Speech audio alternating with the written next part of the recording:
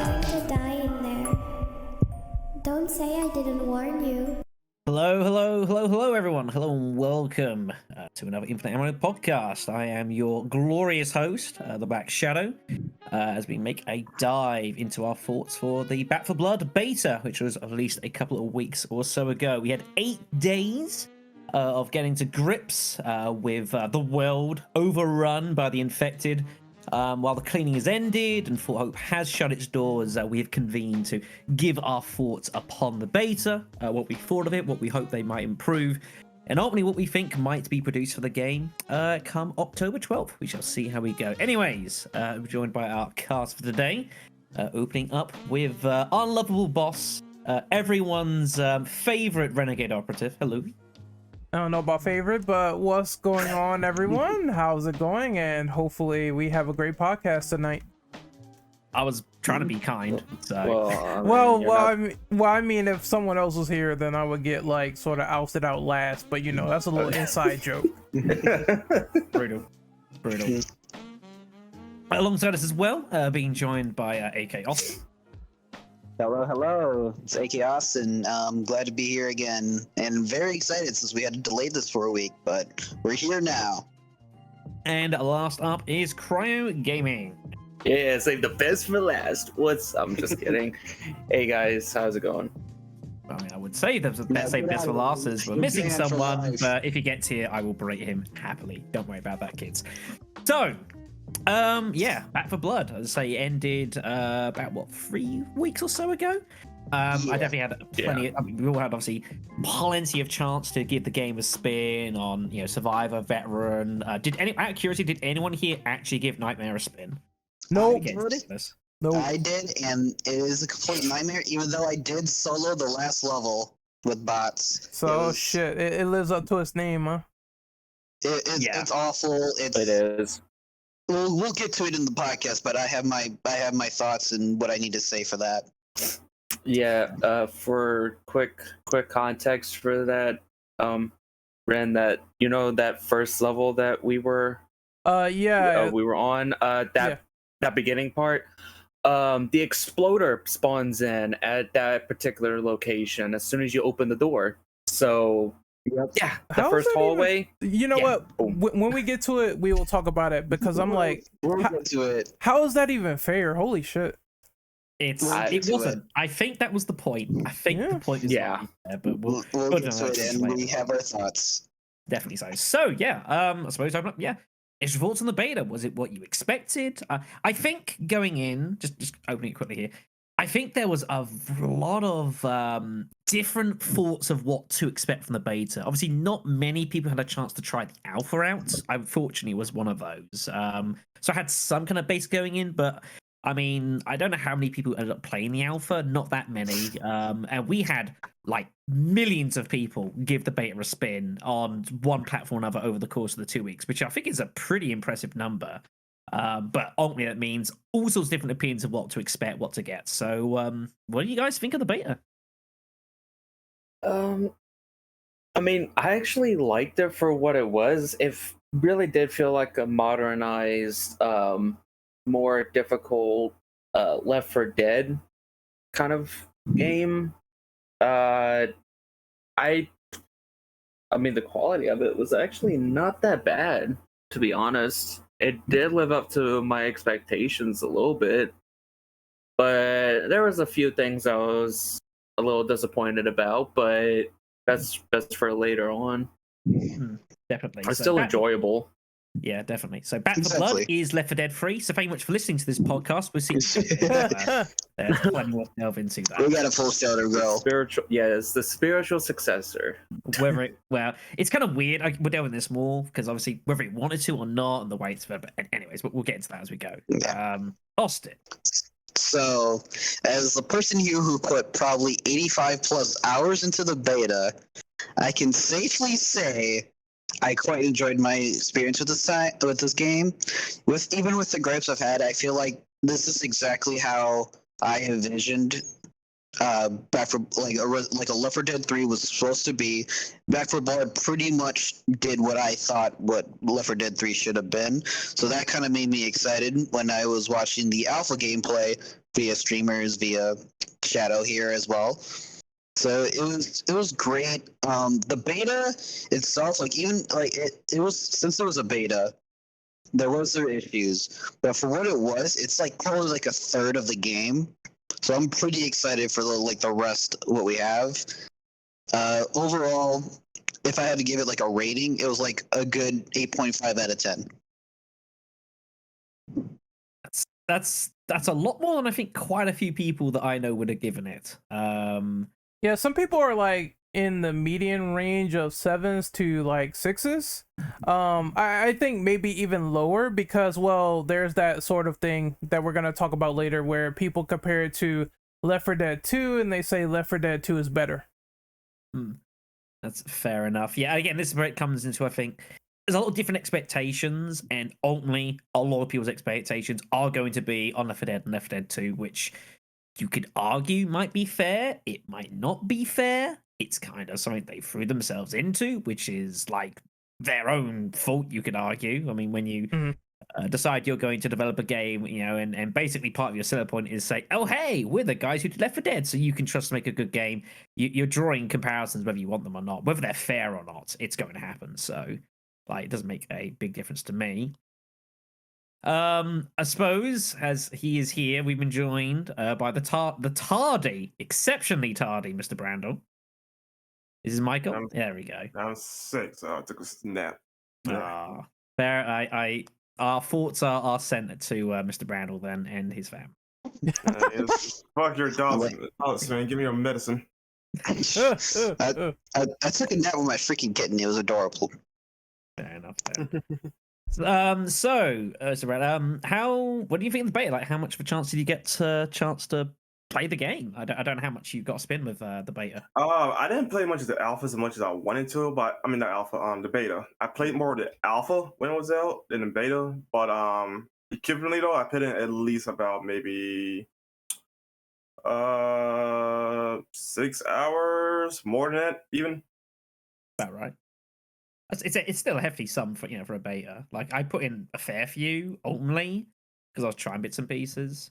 About 20 hours. I probably put in more than that, I reckon. Yeah, it's 25 to 30. Over the 8 days. I put in my fair share, that's for damn sure. I will say, because I don't know if anyone else here actually ever played the alpha. No, I just watched it. I played the original alpha. Oh, you played the alpha as well? I played the original. You think it was a sort of a step up from the alpha? I mean, the alpha to me was kind of a bit bare bones, so... Yeah, it was definitely. No, it had the beta had a lot more content, and I think they actually added in extra characters to play with. So yeah, like I say, like by a bound, the beta was a lot better because they gave us more of an introduction than alpha was. Yeah, the alpha. I mean, alpha's they're a trial run. I think that's the thing I took from the alpha was trying to get an idea for what Battleflood wanted to be, and obviously that was where they first gave the idea of like how the card system works and kind of like there's sort of more. It's more Vermintide, I think, than Left 4 Dead at times, with the way that there's roles and classes, effectively pseudo classes, if you want to call it that, and various other bits and pieces. But yeah, definitely a big step up. There's a lot more content. Things felt a lot more polished. We're getting a fair supply, I think, of the content we're going to get in the game, weaponry, all the upgrades, and a lot of these sort of integral mechanics. So I will say definitely it's improvement. It should be. If we're sitting here and saying it was worse than the alpha, then something has gone drastically wrong. Oh, so, yeah, for sure. That would have been a disaster. Any other quick overall thoughts before we delve into the meat? I guess I'll go like real quick. I thought it was fine for what it was. I didn't like super hate it or anything. I thought it was a very enjoyable experience with friends and everything. Really love the monster variety and how you're supposed to like really work together in co-op games like this. I did feel like it was a bit too difficult in spots, and I'm thinking maybe it could lead to some better balancing, which we'll talk about later. However, that being said, the game has a very eccentric vibe to it that seems like very, very standoutish. I would say I enjoyed the card system, the classes, how you got to set up your character, and it makes you very, strategic in those very like tight moments. The only thing, like I said, balancing, but we'll get to that later. Overall, it gets a solid thumbs up from me. Yeah, which is, I like to think that's probably the majority from what I saw. I mean, like, if you delve into like the depths of Twitter or God forbid, and the comparisons, it's like, I enjoyed Left 4 Dead back then. Don't get me wrong. However, that being said, I think I said this on Twitter. We need more co-op horror games because we don't have a lot of them today. That's why I'm like, it's cool. They got Aliens Fireteam. They got Back 4 Blood. They got these options with Outlast Trials. You can pick it up and go and play it as you wish. Actually, Ren, I got you said it too, though, because full disclosure, I'm actually not a fan of Left 4 Dead. Really? Yeah, I'm not a fan of Left 4 Dead, and I went into Back 4 Blood and I spent much, and I enjoyed this a lot more than I thought it was. I would. So there we go. We got the polar opposite. We have an outlier. We've got a few outliers here, probably. No, fair enough. So brings us on to one of the big things of Back 4 Blood or Left 4 Dead 3 or whatever the hell you want to call it. Freaking Electric Boogaloo, God knows whatever else. So yeah, in the lead up for the beta, and I would say even before it, again, if you delve around the internet, a lot of people have been calling it Left 4 Dead 3. And it has, to me, in my impression, I think a lot of people's impression, it's been pretty negative. And obviously a lot of people who have played Left 4 Dead a lot in the past have played Back 4 Blood, and they've commented on the differences. And there are quite a few who don't think it's better than the original game. So it's a question of whether people here agree or not. And I honestly feel compelled. I have to start this. I won't do this normally, but like I think Lifetime. I was trying to work this out. I think Lifetime over various platforms. I think I have played this series for about 1,500 hours, and I don't even think that's a joke. I think that's the God's honest truth. I mean, that's respectable. Like, no, I believe it. Now, there is in no way do I sit here and I'm like suggesting that I am like representative of everyone who's ever played Left 4 Dead. Because it turns out a lot of people have played Left 4 Dead. Yes. But I feel like I have some basis for knowing what I'm about to say. Now, even when I played the beta, I did get the impression and the feeling that it is different. Tonally, the game is very different to Left 4 Dead. And it's not ridiculous to suggest that. Now, whether you think that's a good thing or not, I think comes down to two things. One, it's personal taste. Because some people like quicker gameplay, some people like more kind of, I wouldn't say slower gameplay, but I think Back 4 Blood is a much more methodical game. I don't know if that's a fair thing to say. Maybe. No, maybe I think that's pretty fair. I think in comparison to its older brother. Yes. Yeah, with the car system and the setup. With the car system and the setups, yeah, I would definitely agree that it's different in the fact that it's a lot more tactics to that game compared to Left 4 Dead, where you're like, you go in guns blazing, that's the crux of that game. Yeah, I will say at least with that, they don't exactly like force you to play exactly like that. At least they have it set up for like two different options, classic and then that. Because from what I remember, what the devs said, they said that they added the cards in to change it up for veterans. That makes sense. I believe. Oh no, a good thing. I think for veterans and new players, but for veterans that prefer the old system with no cards, and they added the classic system. Yeah, which is a good thing though, because if they didn't, and this game turned to be a worse Left 4 Dead 2, then people will, like, why is the game exist? They just go play back the old game. I think given the company behind Back 4 Blood, since they did work on the Left 4 Dead games, it's clear that they actually do. Even back then, like they did care a lot about their fans, so I don't think they would leave them hanging. What's the phrase? Hung out to dry. If someone at the same talent was still there from those old games to now, but that's different. Yeah, pretty much. But I mean, yeah. So when I think people that have played this game a lot, all of the old games a lot, have played this and said that it feels different, I do relate to it. But the question you then have to ask is, why is that different? And this is something I talked a lot about on my streams of this game, as to why is it different. And I think you have to take yourself back 10 years, which is difficult, to like whenever you first played Left 4 Dead, especially if you enjoyed it a lot. And I was thinking back to like the first 2 weeks I spent with the game. I absolutely binged the game.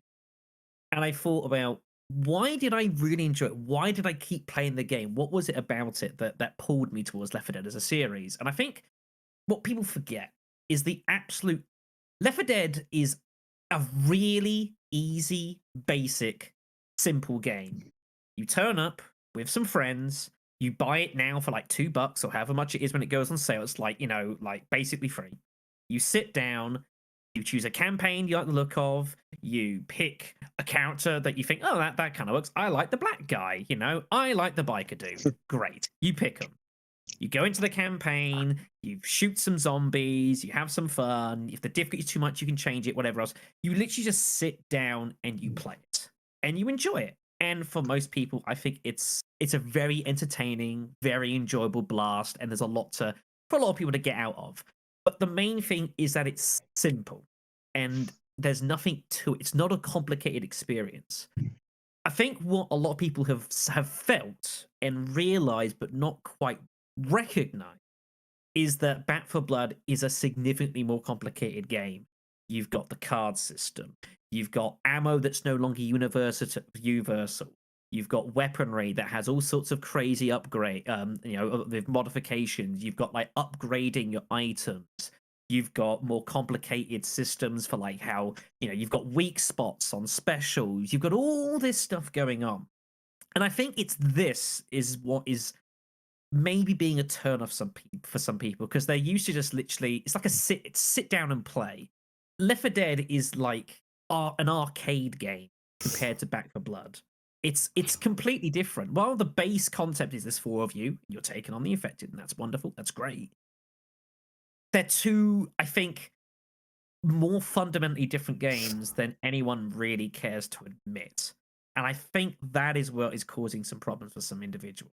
And I think that's fine. I don't think there's any issues with recognizing that and think it's a bit of a turnoff, because especially nowadays, gaming like now compared to 12 years ago is like lightning pace. Just look at a Call of Duty game, for example. It's worlds apart from where we are now. And I think that's the issue for some people. Back 4 Blood, you have to take it slower. You've got to take it more carefully. And that's not for everyone. Yeah, I feel like though with the cards, it's like I mentioned, it's an option if you want to use the cards or not. Most of the people that I've seen when they've compared Left 4 Dead 1 and 2 to Back 4 Blood is just more so basically the difficulty in each. And yeah, I mean, in each setting. That's the main thing I've seen people complain about, because on well, I'll get into the specifics about that in the other question. Yeah. But basically it's just the difficulty, because I know when I played Left 4 Dead 1 and 2, even on easy, it was still a little bit of a challenge because of the hordes and everything like that. It was still it was still a little bit of difficulty, but in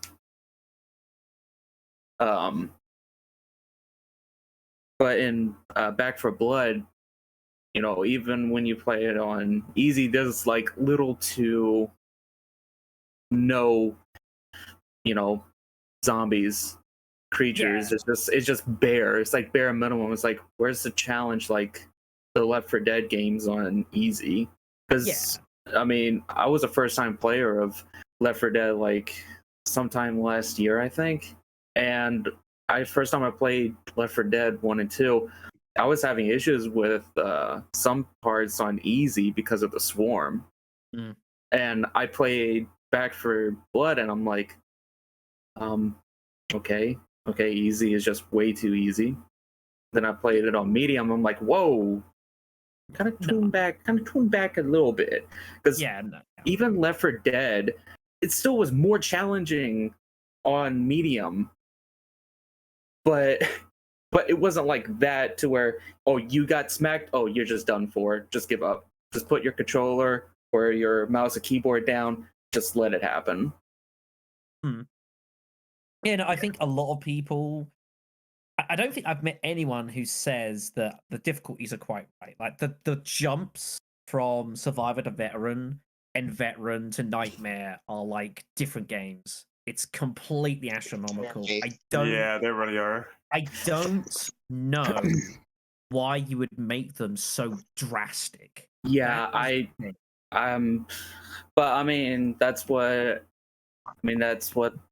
the beta is there for. But I mean, if that was what they were gonna put out like initially, then I'm kind of terrified. Well, yeah, it's a weird one because it was the same with the alpha.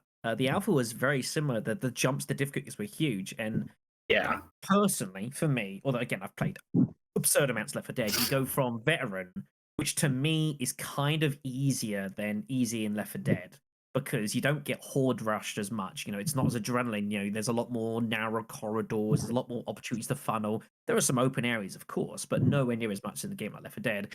And then you go to the other end of the spectrum being Nightmare, which is effectively impossible. Yeah, because I saw some YouTubers that I follow. They were playing it, and like as soon as they got through that first corridor, suddenly, the big exploder comes out of nowhere saying, "Hi, how are you?" And it's like, okay. Just immediately just give us the big guy. I think the problem is you take so much damage. Exactly. I'll let you go, Red. But yeah, you get through. You take so much damage. You can't carry on because you're just completely crippled. So go on, man. I think the problem is once you bump up the difficulty, what tends to happen is if your team is just a little bit uncoordinated, spraying and praying, or you don't know where you're going, or you're activating traps, then you're completely going to get, for lack of a better term, gang stomped by so many fucking creatures that is going to be ridiculous. What I notice is that if you keep activating swarms on harder difficulties, then you're just going to get annihilated. And that's probably like the issue there. It's like, it's a little bit too much at times, and I understand why they're making it so hard. At the same time, it's like annoying. You gotta have like high tier teammates in order to really tackle the veteran modes. Yeah, it's like they're betting too much on the farm of, having good teammates. And a good car setup as well, like people who run and get shit immediately and go for the objective. Like you cannot be lacking behind.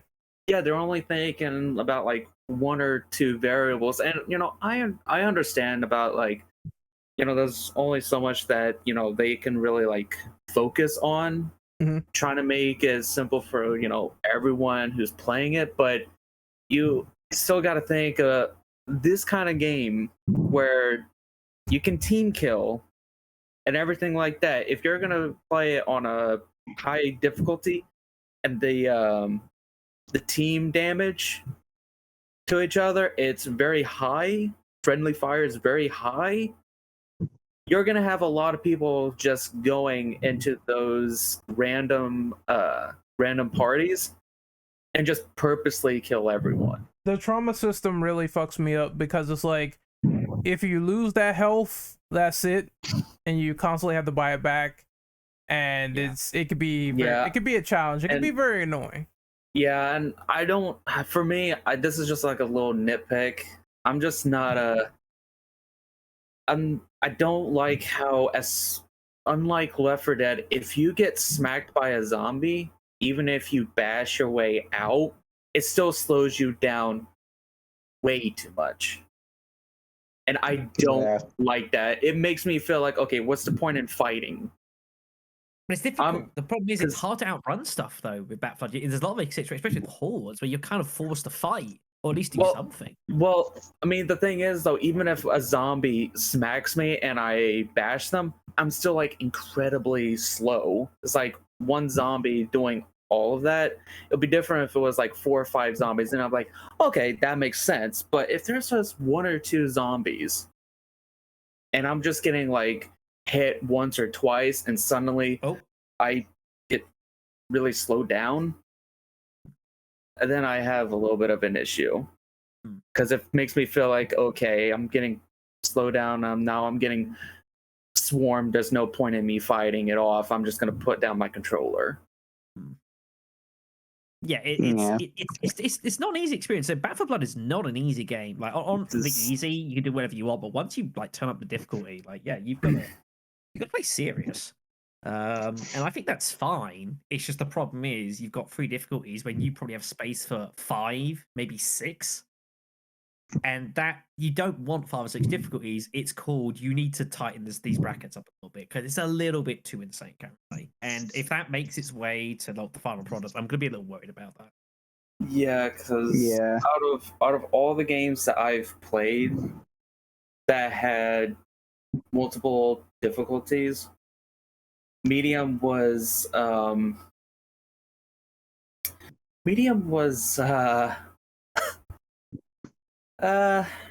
not very good. It was one of those games where they make it completely ridiculous. I mean, it wasn't for me. It was not fun playing the game on medium. Didn't enjoy veteran at all. It just felt like a lot was being thrown at us at a not really much of a short period of time, but it just felt like just getting swarmed, like constantly getting surrounded by zombies. And like I mentioned, you get hit by 2 zombies, it slows you down tremendously to where your stamina is complete shit.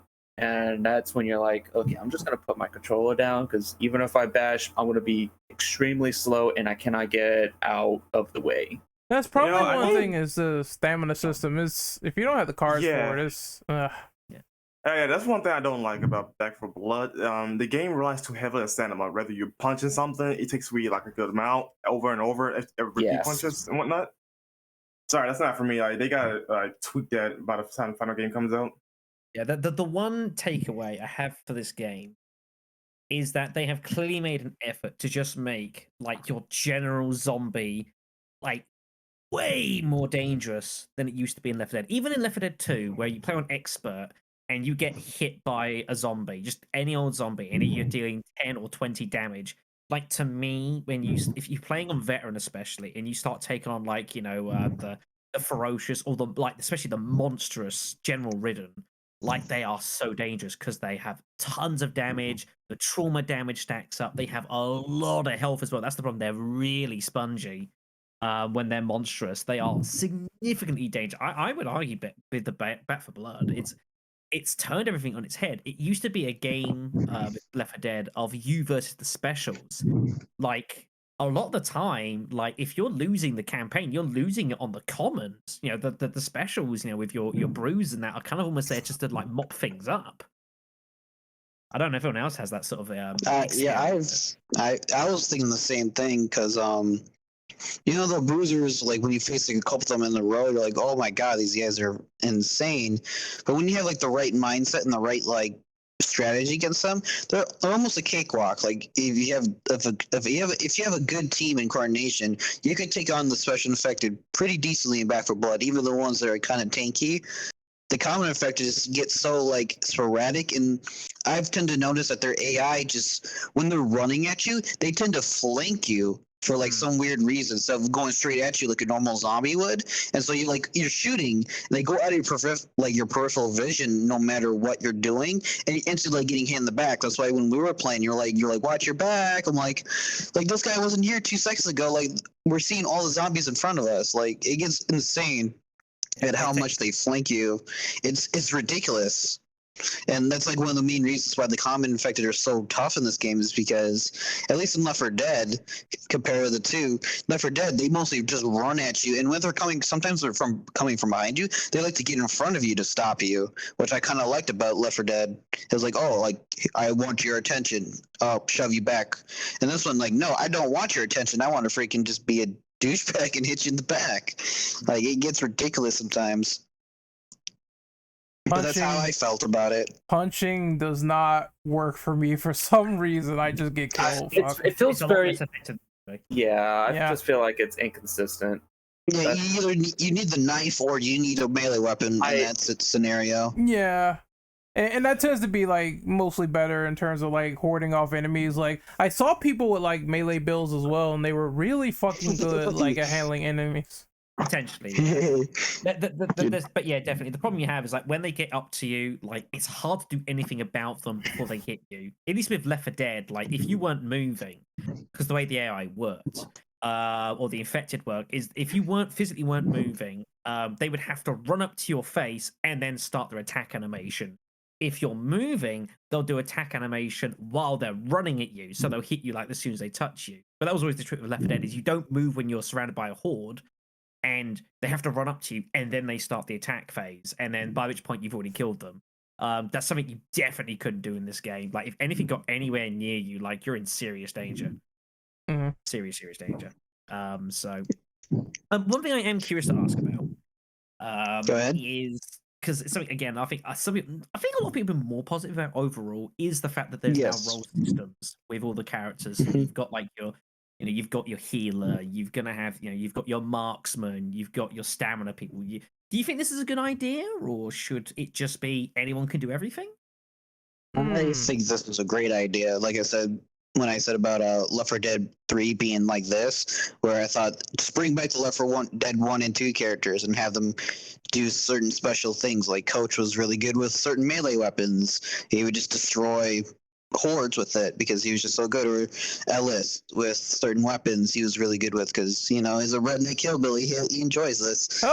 I think the role system just leads to more variety in gameplay. And I think that's what they're going for in the end, was just variety in gameplay with these characters. Yeah. Not only personality. I don't know how I would feel if everybody was like the same. I mean, I think it would still be fun, but it just wouldn't be as fun in terms of team coordination, because you're going to need those like medics. You're going to need those like heavy muscles that run into a horde with a baseball bat and knock some fucking heads off. You're gonna need those people. Yeah, it would be a little too easy.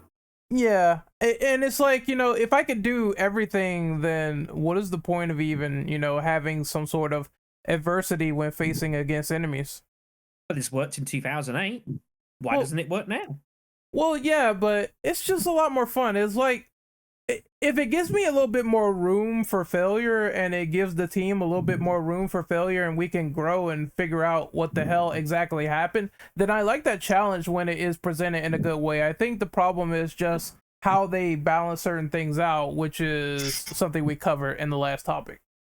Do you think it's maybe it's an attempt to kind of like place more of an identity onto the players in the game, so they kind of, like people feel like they have a place in the team, if you will? Is it a case maybe the game's just taken toward groups of friends tackling it rather than just random public games? You definitely have to think about it. That's one thing that this system is probably known for. It's not like you could just simply jump in, mindless shooter, bam, bam, bam. It's like you now have the free reign to pick these classes, pick these sets, and see what is sort of your play style. And that's probably one of the intricate things about the game, is it makes you figure out what to do and what you like doing with these characters overall, and sticking to it. If you want to be a medic, sure, no problem. If you want to be a brute or a heavy muscle, sure, no problem. And that's one of the things that's really cool about it. Yeah. Anyone else? Yeah. Brian? Brandon? Yeah. I think everyone just commentary provided to you by Sir Brett. Took his answer, so that's probably why. Yeah, it's let me just impress him. Yeah, it's good. End of discussion. Fair then. All right then. So I will add to that. That is why a lot of people. Because since someone brought up COD a while ago, when COD Ghost came out and they introduced Extinction, a lot of people liked that game mode because it introduced classes. You could be a specialist, you could be a medic, a demolitionist, etc. You had variety to choose from. It wasn't just, oh, you get to do, every little thing.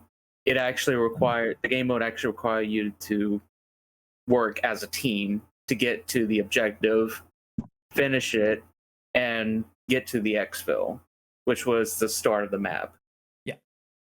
So I'm actually glad that they introduced the class system, because the time difference between the first two games coming out and now is during that long time frame, we've had plenty of games where it was pretty much the same thing, almost like Left 4 Dead or something, or borderline-ish, but it was its own thing. But it had its own classes where you have to work as a team to complete an objective. So I'm glad that they actually, like I mentioned before, that they modernized Left 4 Dead. This is pretty much Left 4 Dead modernized. Yep. For the new age. So totally agree with it. Yeah, I mean, maybe it's just the case. Gaming has come on a long way in 12, 13, 14 years. It's just I think people expect more from their games as well. I think is the thing. You can't just give. I think people want more. They've got to fit, especially when you think this game, like they're charging $60 for this. That's a lot of money. So to just give like a quote Left 4 Dead free unquote, maybe that just isn't enough. Maybe food for thought. All right then. So yeah, we've talked about all bits and pieces. So thinking ahead, I suppose, towards October and things that need changing, perhaps need improving, whatever else. We've already talked about difficulty. It's probably a bit too crazy. Nightmare probably is turning down. What else do you think needs to be changed or introduced or might be missing? Maybe the idea around shorter campaigns. Because I did feel like initially it was going on a little bit too long for my taste when I was playing it. I don't want like all campaigns to be like short, just some short campaigns where you could drop in, play for like maybe 2 or 3 levels, drop out. Yeah, I mean, the thing there's a strange system that I think they are going with, and that is kind of like I don't know if they're going to go for the whole way. Maybe they're not. Maybe they just did it for the beta, but you had like this whole like first campaign, and then you follow on immediately to what is going to be the 4th campaign. So are they going to have it? You do campaign 1, then 2, then 3, and then 4, and then maybe a 5th afterwards. I mean, surely they can't be doing it like that because it's way too long. I actually have a comment on that. So when people were discussing in the Twitter section of the like announcement of like the 5.6 million players in the beta, there were some people who actually had some really interesting like questions about the act. I was like, and I thought like we play Act 1 and Act 4, like those were separate campaigns.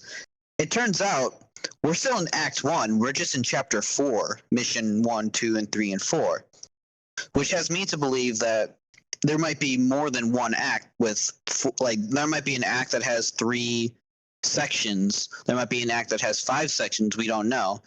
But so far as we were playing, we're only playing Act 1, and we just played the first section and potentially the last section of that act. I'm not sure though. I don't know the exact details until it's actually till the full release. But that's what a lot of people were telling me in the Twitter comments. I was like, that's actually quite interesting. I'm not sure how you guys feel about that. I'm not sure what I think about that actually. It's weird. Maybe it's really weird. Maybe I didn't notice it the first time around because I was too busy like trying not to die. But it is strange that it is going on for like that long and you really don't know. I guess that is a testament to the game itself, and probably if you're enjoying it that much, then you're not gonna really pay attention. But again, I think it all goes back to maybe it could be centered around the difficulty. Like if you want to make a really long campaign, I feel like maybe that should be for the hardcore players. And if you want to make something drop in, drop out, then easy probably shouldn't be that long. Yeah, it's a tough one because the problem you've got, I think, is that again you have to think back to what came before Left 4 Dead 2. And again, one of the beauties of Left 4 Dead was the fact that you could just pick it up and play. So you would literally, you pick a campaign, you do a campaign, and then you pick another campaign, you do that another campaign. It doesn't really matter which order you do stuff in. There is a canonical progression, admittedly, but if you want to do the Dark Carnival before you go to Dead Center, you can do that because there's no you're not penalized in any way because you start every campaign fresh. You start with the same equipment, the same health, the same starter weapons you rock on. To me, it seems pretty clear they want to make things much more of a progressive experience. So you kind of start in the hotel, and then you go through the various different acts. But it wants you to make it feel like it's a progression as you go. So you're keeping the same weaponry and the same kind of, the same kind of upgrades you've gotten, and to take it with you from start to finish. Now, while that's all a lovely idea, all in all, and it sounds fantastic, the problem you've then got is, what if you don't want to start on the first campaign? What if you want to start on the third campaign? Well, apparently the solution to that is going to be, what we'll do is we'll give you a load of money and we'll give you like half your deck already activated, and then you go from there. But that's unbelievably unbalanced because then you're basically subject to the whims of whatever spawns in the first box. If you don't get anything particularly good in the first box, then what do? And you only get 2 weapons that are of any kind of quality. I don't really see how this is feasible. Like, I get the idea, I get the principle of what they're trying to do, but I don't actually think this works that well in practice. And it kind of, you do get the impression of you're kind of like penalizing people who don't want to start with the first campaign. And what do you do with stuff like, with Versus and whenever that comes out in a much more fully fleshed form and stuff like that? Like, how do you make this work? How do you balance this? Anyone have any opinion on that?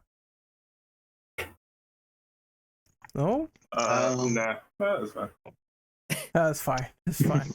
Riveting from Mr. Brando. No. Like, to me personally, I don't know. It's all like a testament to how they decide to create this game for later.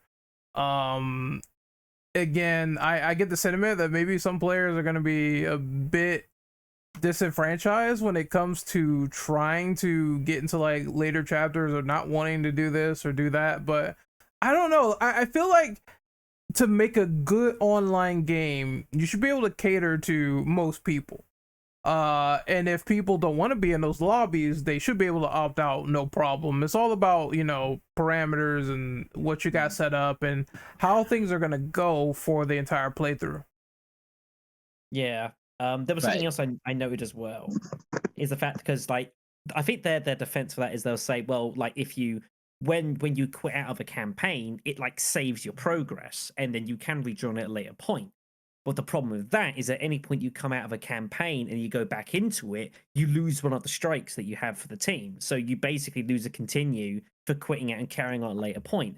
So again, if they're going to have this progression over 4 or 5 campaigns, you're trying to basically force people to sit down for 3, 4, 5 hours at a time, potentially going through loads of these, because you need these continues for when you actually die in chapters, because you don't get them back. Once they're gone at the moment, they're history. There's no getting them back at all. So, and a lot of people don't have the opportunity. Like, I'm fortunate at the moment. I could sit down for 3 or 4 or 5 hours and meet through like most of the campaign in one go, but people can't do that. People work 8 hours, 10 hours, they come back, they've got maybe, an hour or so of free time to them. Like, you're asking them to commit a load of time to something which they can't feasibly do or in any kind of sustainability as it currently stands. And I don't think it works at all. Yeah, for games like this though, like people, like statistically speaking, for like say MMOs for example, people have at least 1 hour free to do stuff, and it's like MMO for example, right? So like let's take a game like this for example, like a roguelike-ish, zombie fest type stuff, right? Like if we take that same type of statistics, then like you asking a lot of people to grind for all these cards and whatnot just to survive in one little segment of a campaign. It's not a pick up and play anymore. and that's what Left 4 Dead used to be. It was something you could just pick it up and play it, and you could rock on. And if you did, great, fine. If you didn't, you didn't have a lot of time. It's not a big problem. But yeah, that doesn't seem to be the route they're taking now, and there is potential for some real issues here. But like for people like me though, this is great because I don't mind grinding out games because I have a lot of free time, so no shit, right? But even then though, like if I sit down and play a game that I'm invested into it, I will, grind out a game. So that's good for me though. So yeah, it's a commitment. Because even like these 4-act campaigns could take you 60 minutes, could take you 90 minutes. If you're playing like on veteran, you can't rush these levels. You've got to take them steady, carefully, methodically. They're tough, they're punishing. You can't run through it. So like it's a concern. I don't know how justified a concern it is. I'm hoping by in October 12th it won't be as much of an issue some way. But it's like I can see it down the line. It takes you back to when I was playing Resident Evil Resistance, and like I was enjoying the game when it first came out. I was playing it, but I was seeing these issues down the line, and I'm like, if these don't get addressed, there's some serious problems coming, and they weren't addressed, and the game died. So I'm having a bit of horrible flashback here, which I don't want for that at all. Oh jeez. Oh, don't worry. Like Reavers didn't even come out of the womb, so. Oh my fucking god. Oh gosh. I completely forgot about it at this point. I had to bring it up. It had to be brought up at least once. Yeah, but I do have a comment on the whole like continue system.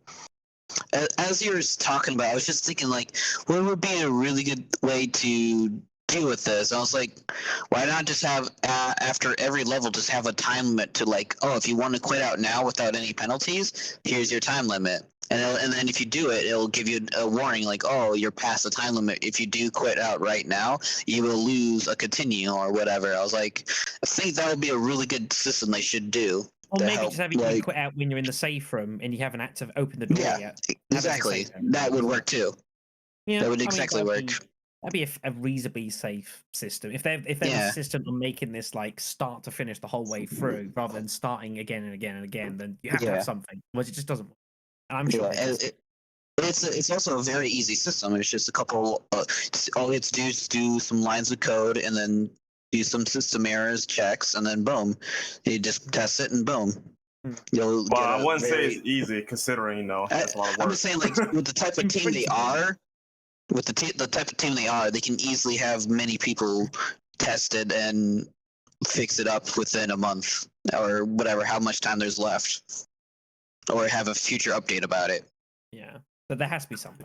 Yeah, there has to be more future update. But the game comes out like what? I don't know if we're going to see this immediately, which is a worry. I'm just saying, like the effort to put it into it is not that hard. It's there, but it wouldn't take ages. We hope. We pray. We hope, yes. But there's one other thing that, while it's not a big point, especially for the way Battlefront's kind of being targeted, it is an issue, and that is the AI. It is a little bit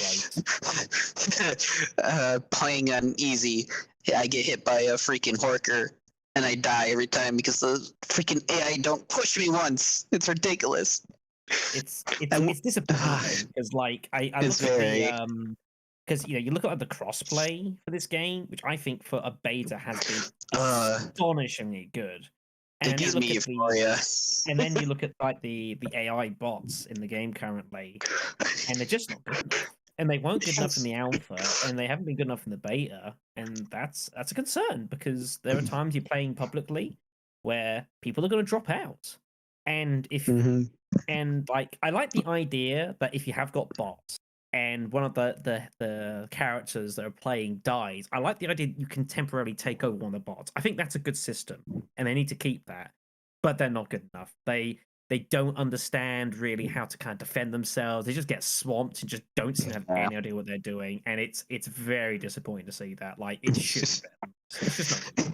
It's pretty much like the meme where, oh, it's just my little brother taking over as the bot. Pretty much.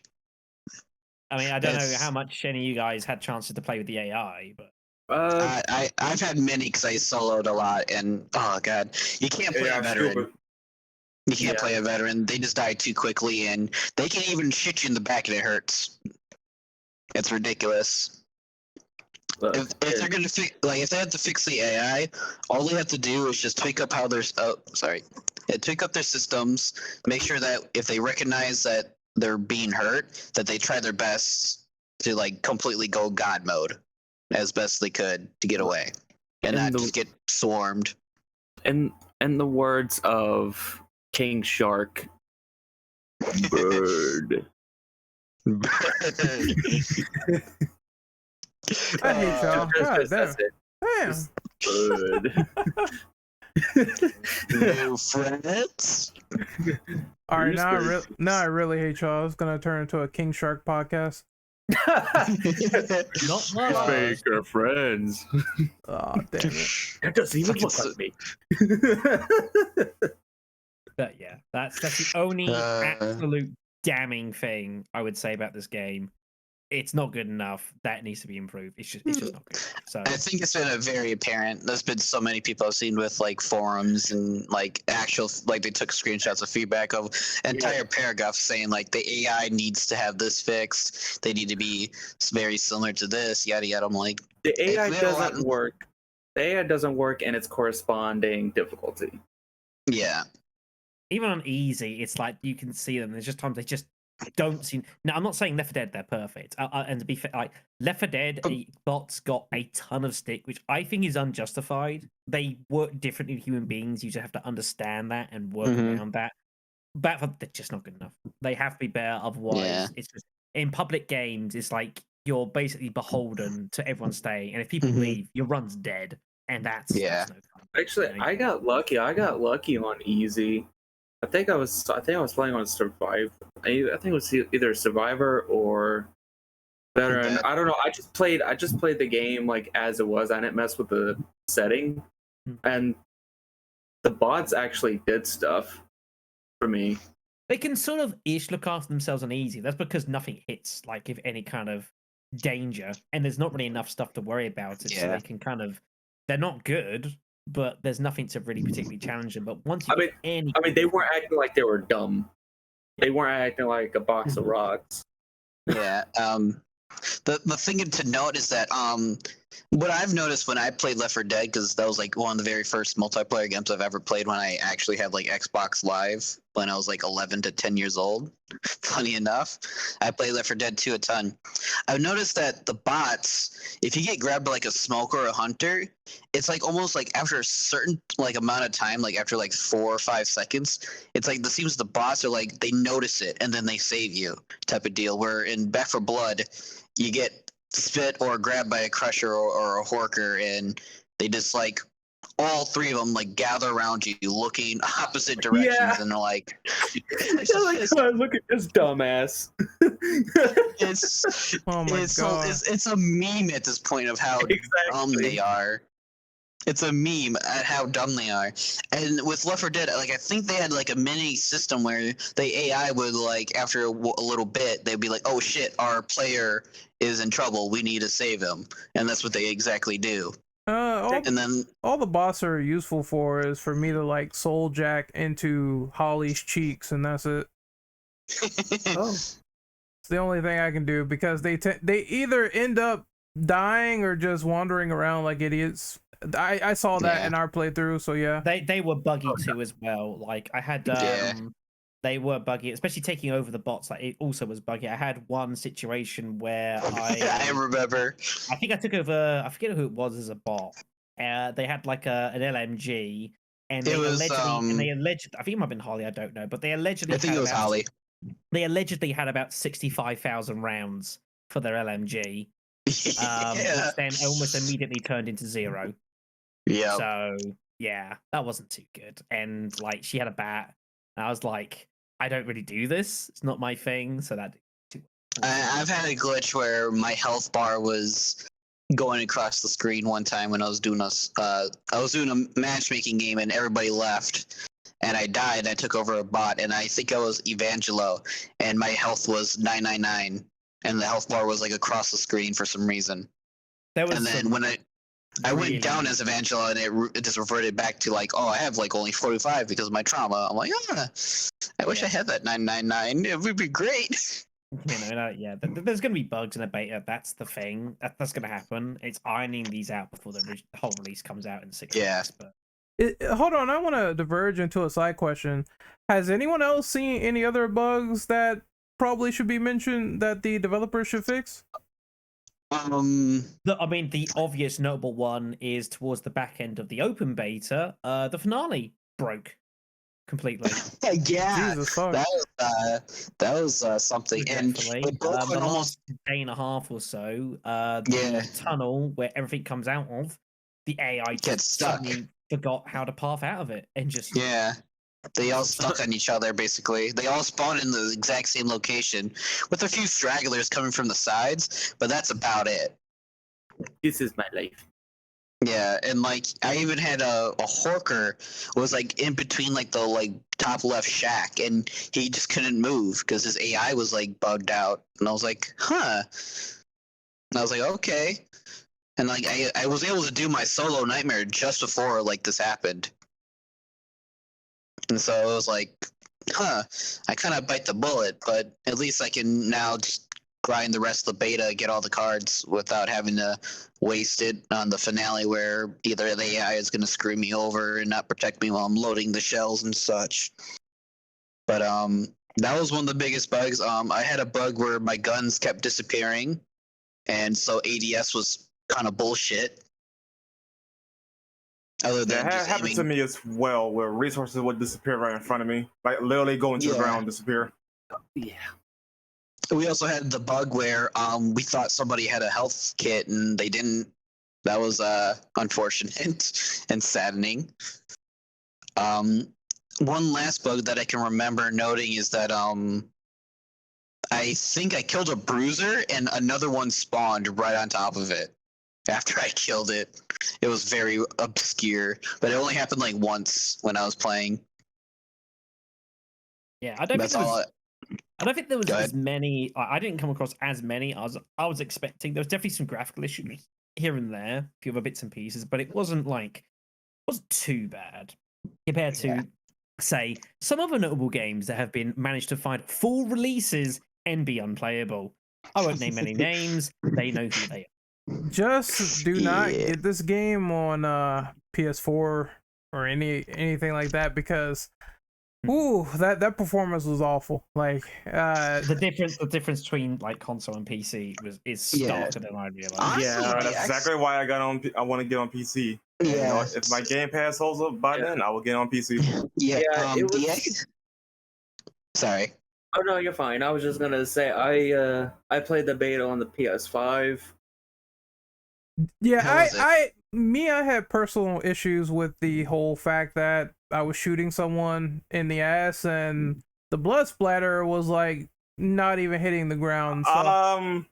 Wait, what? What? Wait, no, that can take out of context. Sorry. What I do wrong? Oh, we're not talking about hemorrhoids here, all right? Flip it! God damn it, I hate Christ. you guys. Jesus Christ. That's a Twitter. That's a Twitter post right there for you, Ren. Yeah, that's a Twitter post for you. Christmas. There's one for me. Yeah. What were we talking about again? I completely forgot about that. Something about hemorrhoids. I don't know. No, before that, like the actual topic on hand. The console version.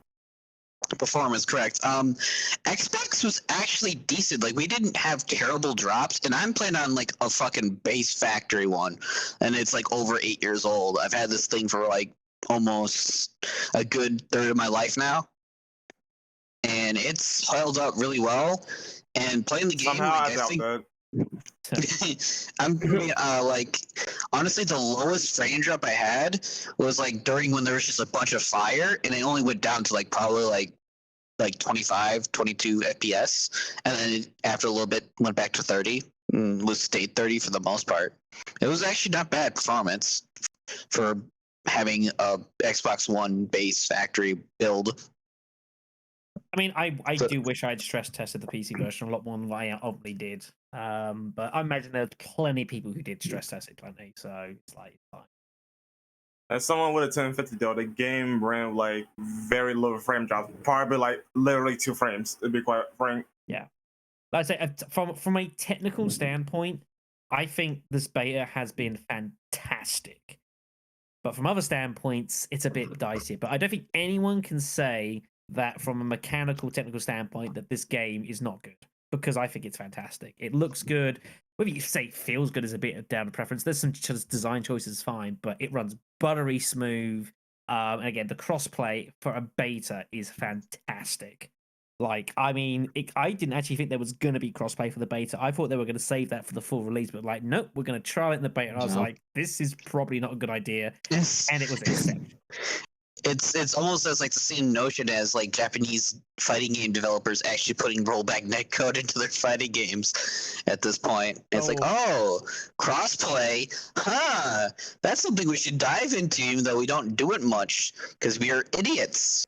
But when we do it, we get a lot of fucking players. No kidding. That's a whole nother discussion entirely, though.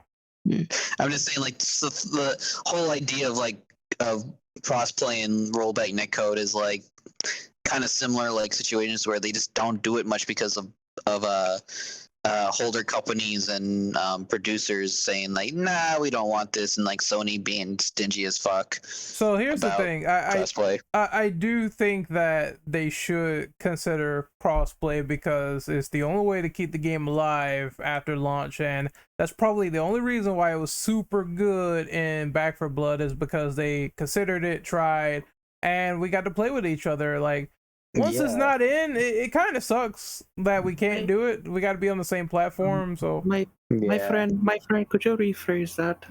What? What'd I say now? You said that you played with ourselves. Oh. Well, I mean that's true after the podcast. Reaching over there. That's true after the podcast. That's like after dark, so don't worry about it. Oh. I'm not necessarily representative of the views of us here in Syndicate. Well, look, the zombies got a jack off hand for a reason. Don't worry about it. Okay. On to some much more technical conversation. What do they have to jack off? Maggots out of the freaking hole? Okay. And now we can really move on. Okay. So, we've got this from what we want to see to a much more technical conversation about stuff related to the subject at hand. Ah, shit. So we talked about it plenty, and it's something we need to dive into a bit more, and that is the card system for the game. This is a sort of pseudo experience / development / kind of class development system that's been brought in. It's basically the biggest change I would reckon between Left 4 Dead and this.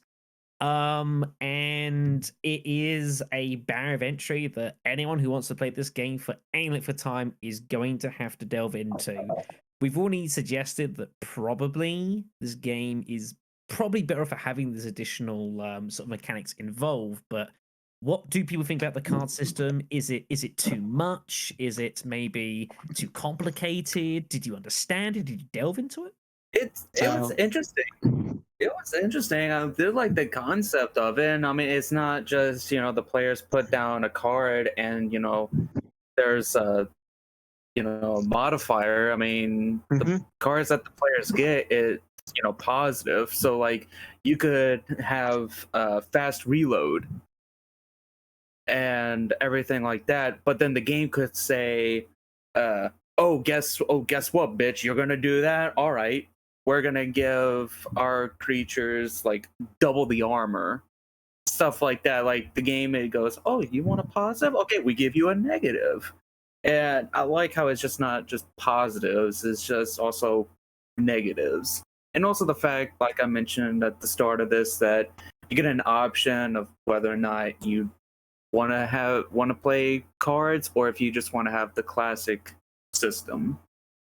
But as far as the cards, I like it. It's interesting. Oh no, you're fine. I think it definitely gives a feel of like an arms race of you against the region. It's kind of my impression, obviously, because obviously you're beefing yourself up, But I think that was one of the issues that Left 4 Dead always had, was that as you get yourself better equipment, better weaponry, how's the game kind of compensate to kind of make up for that? Once you start getting like laser AKs and bio bombs, it's like the cameo's kind of half over. So I think this is the response to try and find a way to counterbalance the game's the improvement of the team, its progression with better equipment.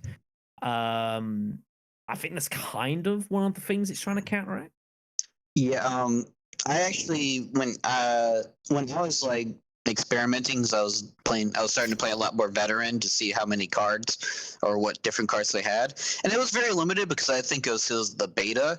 But I was like thinking, like, since they give us all these, like, especially when you get into like the quote unquote act, like the second to last bit of the game, you get like you draw like 4 bad cards and like 1 challenge card.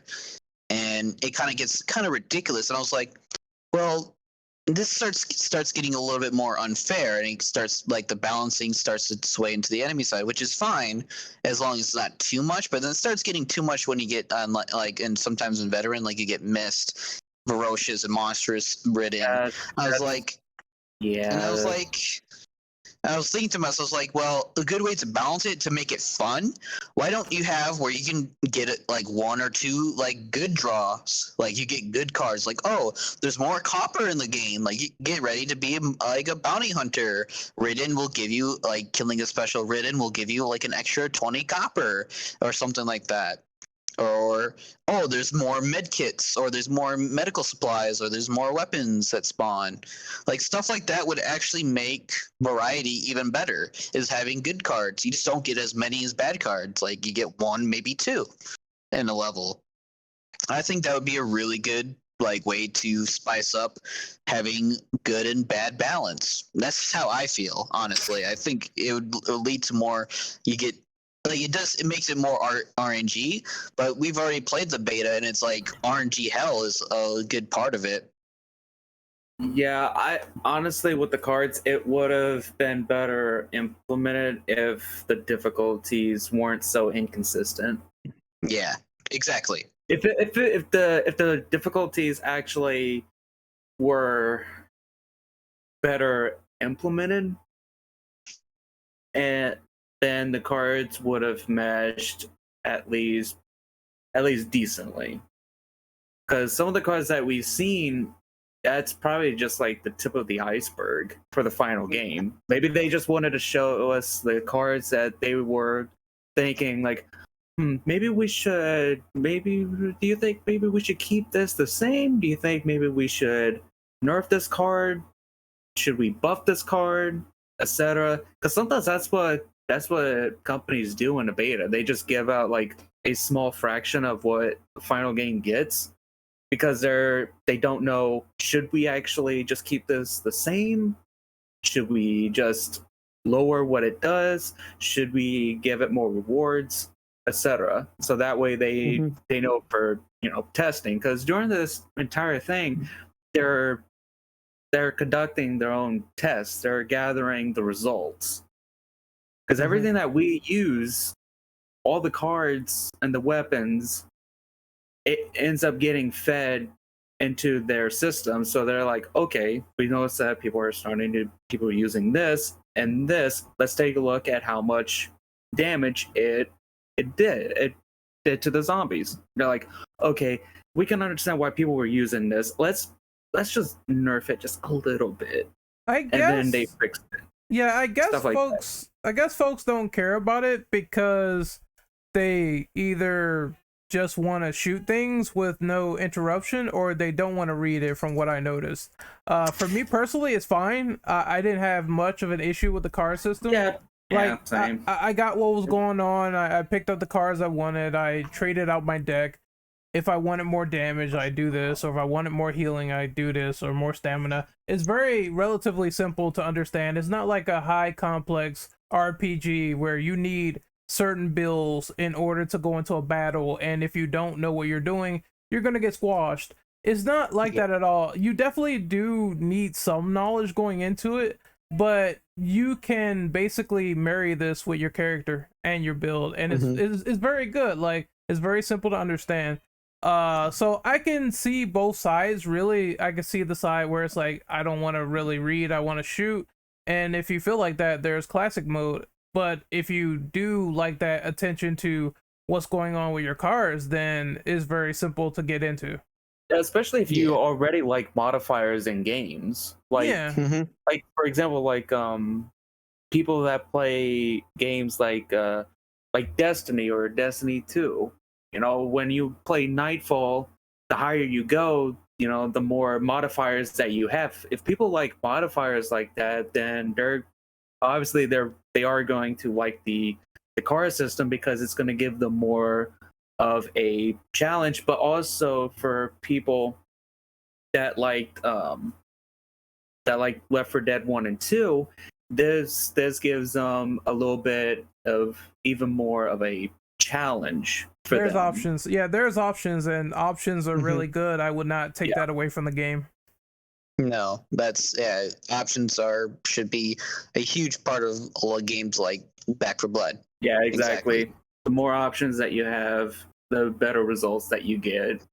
And there's a reason why I main Holly as a melee build, because it's so fun playing as Holly with the melee build. You become a living god, especially on easy, even on veteran. When you get certain perks and stuff, and it just all works right, and you get the right amount of weapons, you just can just go through hordes without taking much damage, and you have your squad mates to keep you covered. You just crouch down and just keep swinging. It just becomes a fucking joy fest. This is why I've compared this game more to like a game like Vermintide. Like Vermintide, yes. And Left 4 Dead. Because I think there's more in common, you know, with the way the classes work and like, you know, the modifiers and that sort of thing. It feels much more like that to me. Like I put in, I think about 100 odd hours or so into like Vermi 2, and I enjoyed my time with Vermi 2 overall. But I definitely get much more of a vibe of that. A couple of things I will throw out, just for the facts such. They did actually change how the card system works from the alpha to the beta. For the alpha, what they did was you had like your 15 cards that you picked. The first one was yours, regardless, which they've not changed, which I think is a nice idea. It gives you like it's a card to build around, which I like the idea. You know, so you can that sort of thing. What they originally did was you just drawed 3 random cards from the deck, complete random, and you picked one, and then you chose that, and then you picked 3 more random cards, you know, reshuffled everything like that, and you picked one. What they decided to do for the beta was they changed it up. So now your deck gets drawn out in the order that you select it, which I don't think everyone realized at first. I immediately didn't. I didn't spot it straight away. But your deck gets drawn out as you set it up. So you can kind of... So there's a lot of opportunity to kind of methodically kind of construct your deck as you go. So you get the stuff you want sooner. And then they had the less important stuff later on, try and segment when stuff kind of gets drawn in, some flexibility there. I don't know if that's a better system. Maybe just having a more randomness maybe contributes a bit more to the chaos of the game. I don't know. I mean, I think your mileage is gonna vary on that. Yeah. There is one concern that there's a bit of a beast in the trees that I worry about with the cards. And I am concerned it's going to be a significant barrier of entry for people, because not everyone wants to sit down and have to learn how this system works in order to play this game for any particular time. Some people just want to sit down and just kill shit. You know, it's why Killing Floor, for example, has done pretty well for itself. I believe it's still receiving updates and such. It was the last time I checked. Yeah, 2 is still getting updates. Yeah, which is incredible. When did that game come out? Like 2016? Yeah, I would say 2016. Yeah, so it's 5 years and still going with new content. I mean, that's an incredible achievement, and the beauty of it is because you just sit down and you just kill shit. That's the whole idea of it. My concern is that start the damn music. Yeah, my worry with Back 4 Blood is that it's not a case of, you know, do you pick this card or that card? There is clearly a hierarchy of cards, and it's a case of better cards come later on down the line. The problem you have with that is you're then creating a barrier of entry for people who want to take on the hard difficulties. Like when I first sat down the beta and I played Veteran, it was kind of brutal. because your deck just isn't good enough to compete at that level. No. After 25, 30 hours, and I've got like all these various cards and I can sort of build decks around bits and pieces, significantly easier. Now, I accept there's also going to be a degree of familiarity with the game that's going to be factoring in, and that does, that should not be ignored. But like, you're basically forcing people to start the game on like the easy difficulty. Like, I was telling people, you can't really start this game on veteran immediately because it's just too difficult, because your deck you given at the very start is just not good enough. You have to get these stronger cards to be able to compete at a high difficulty. And I just don't think that works for Back for Blood. Like, people say about the charm of Left 4 Dead. The charm of Left 4 Dead is you just sat down and played it on whatever you wanted, and it was less a question of how many hours have you put into the game, and how methodical you are. It's a question of kind of how good are you and your friends that you brought along. Now it's not so much about that. There's a skill level, sure, but like to play veteran and potentially Nightmare, you're basically telling them if someone wants to play Nightmare, they've got to put in 50 hours into the game before you can take on Nightmare with any reasonable chance. And how is that a good selling point? Like, you can't sell a game on that, can you? It gets very like tacked on that sort of scenario where it kind of, it's like what's the word, it's like a loot shooter.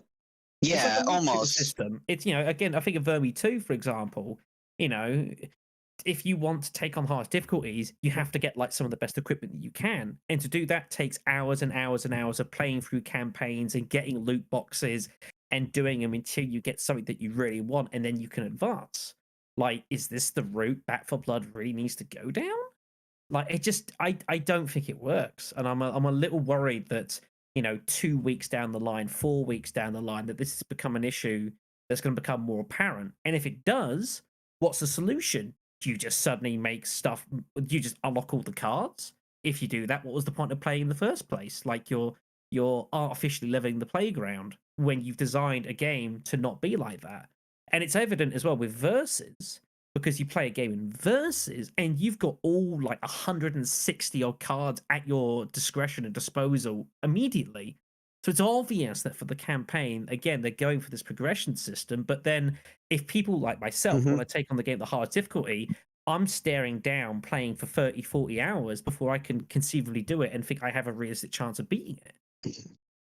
I'm worried about that. I think that's a concern. I don't know if it's just me. I don't know about any of you guys, but to me, I'm worried about that. I mean, I can see your point, but honestly, like how things stand, like veteran, even though it is a big jump from easy, but when you do get like that certain point where you get comfortable in veteran, it becomes a nice, decent challenge. But it's sort of like how you play on advance in Left 4 Dead 1 and 2. It's like, oh, this is like advanced. But then when you jump to Nightmare, it's like, this ain't expert. This is like beyond expert type of difficulty. And I can understand how you would feel about the car system, and I understand that. The problem with that, with Left 4 Dead, though, is there wasn't any system. It was just a case of how good are you in your experience of the game. Yes. This is this is a system that's, it doesn't matter. You could be the best player ever, but if you haven't put in 30 hours to get some of these best cards that you need for Nightmare, you've got no chance at it. And that's just, I just don't like that as a model. I just don't like it at all. And it just, I mean, ultimately, you could argue at 30, 40 hours down the line, you're either going to be playing the game or you're not. But you want to be trying to encourage people. This game is built on replayability. The entire series has always been played on replayability. So is your replayability now just a grind off? I'm a bit worried about that. And just spoiler alert, no matter how many hours and how good your team is, Nightmare is impossible. I'm just saying that. Yeah, they'll change. Like in the current state of it, Nightmare needs to be toned down by like at least like 35%. Yeah, to be even competent. Everyone knows this, though. I think it's everyone knows this. But I like the idea of the card system. I think it works into this kind of progression that you're trying to build into the game, but it is becoming a barrier. And there are going to be some people who will see this game, want to shoot some zombies, and they'll see this card system and think, what the hell is this? And it's just a turn off. And I think it's maybe it's one gimmick too far is my concern.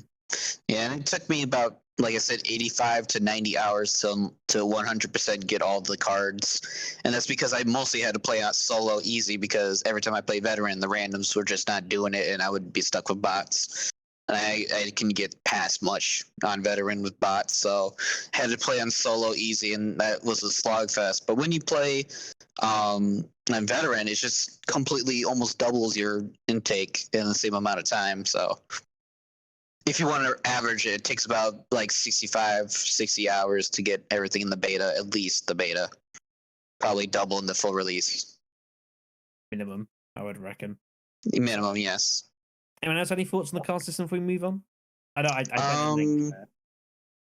have like one of my biggest negatives, and that's just mostly probably a nitpick, but there's like certain cards that are like really good stat wise, but they take away a key feature in gameplay, where one of them is, oh, you do 75% more melee damage and your melee has bigger AoE. However, you can't run because apparently this card makes you drunk. I'm like, okay, that's fine with me because I need to conserve stamina anyways, melee. But then there's other cards where like, oh yeah, you're going to swing and you're going to attack faster with melee and you're going to lose less stamina. Great. However, you can't aim down sights or guns anymore because apparently you're a mess head and you can't aim. I'm like, okay. I'm okay with this because I'm a melee build, but there's other cards that have this where it increases your speed, or you get no penalties for this, but you can't sprint. I'm like, okay, then what's the point of the card if you can't sprint anymore? Type of deal. So there's just some things that works for builds that kind of remove key features that kind of make certain gameplay choices like off. But that's just my nitpick of the card system. Yeah, fair enough. Like, I don't mind sacrificing my sprint and ADS for my melee build because it works out in the end because I'm able to almost one-shot almost every special creature there is in the game because melee builds are pretty strong and they're good in teams. I mean, if it's a melee build, then that makes ADS kind of redundant. Yeah, I like the idea of like you have a card that gives you a small boost to something, or you can have a card which gives you a big boost to the same thing, but starts penalizing you everywhere. I think that's actually innately very good balance. It's a very good balance choice, and you have to balance it elsewhere. And then it kind of like directs your card system a little bit that way. You know, if you're using like high caliber rounds, for example, to do more weapon damage, it's impacting your stamina. So you then need to start packing cards to improve that to count that. I think that's a good idea. Yeah. It's cause and effect. And with like having don't need to aim DS, I'm like, yeah, I like to have a certain weapon, but now I need to use a rifle that's like precision based even at hip fire. So I get kind of limited on my guns. Or if I had like there's a card that makes so that you have 2 primaries, but you just have reduced weapon swap speed. I'm like, that's actually not bad. Because if you have 2 primaries, came across that. I would have loved to have that card. So. Yeah, actually, for when you last played, I think you need to unlock like one more row of every card tree, and it'll be the next one. You were very close to it. I'm sure I was, but never got. Yeah, it was a really nice card, like especially for Walker. That's insanely good for Walker. You can have both a freaking super good shotgun with your shotgun build, and then have the assault rifle build as well on top of that. It would be super good for you. As a Walker player like that. Yeah, definitely. And with how the ammo system works, like you would have 2 guns that are different ammo types. And so you'd be kind of decently well off, and they're pretty good weapons because they're primaries. Yeah, definitely. Right, okay then. So something that I'm curious about a bit more, because I didn't get much of a chance to delve into it myself, is with the beta, we had 2 different modes. We've talked quite a lot about the campaign mode. There might have been bits we missed out on it. But I am very curious to hear thoughts about the versus mode for this beta, which I admittedly never actually delved into. In my didn't neither. I'm going by experience. It's Ren I'm the only one. Ren, bequeath us with your knowledge. Okay. Yeah, words. Okay, so bequeath. I noticed that. So I played versus mode for like an hour or 2 on stream, and essentially what happens is In mid-match, you have to either select between survivors or the enemies that's there, like the zombies. What happens is you need to either be the enemy zombies and attack the team players and wipe them out as quickly as possible. As the survivors, you are tasked with surviving, essentially. And you have to last as long as you can before you die, before the entire team is killed. Honestly, as far as what I think on versus mode, I thought it was fine for what it was. It was quick, fun, and enjoyable. The rules are simple. You can also upgrade your monsters and your characters as well with gold in the area, depending on how well you do in a match.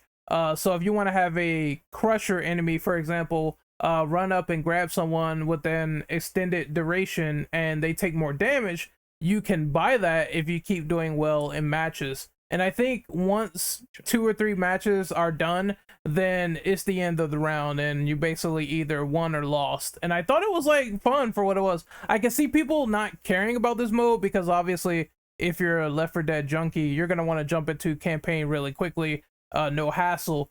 However, at the same time, I think if you're like itching to play something competitive and you really enjoy that sort of quick competitive gameplay, you're gonna love Versus for what it is.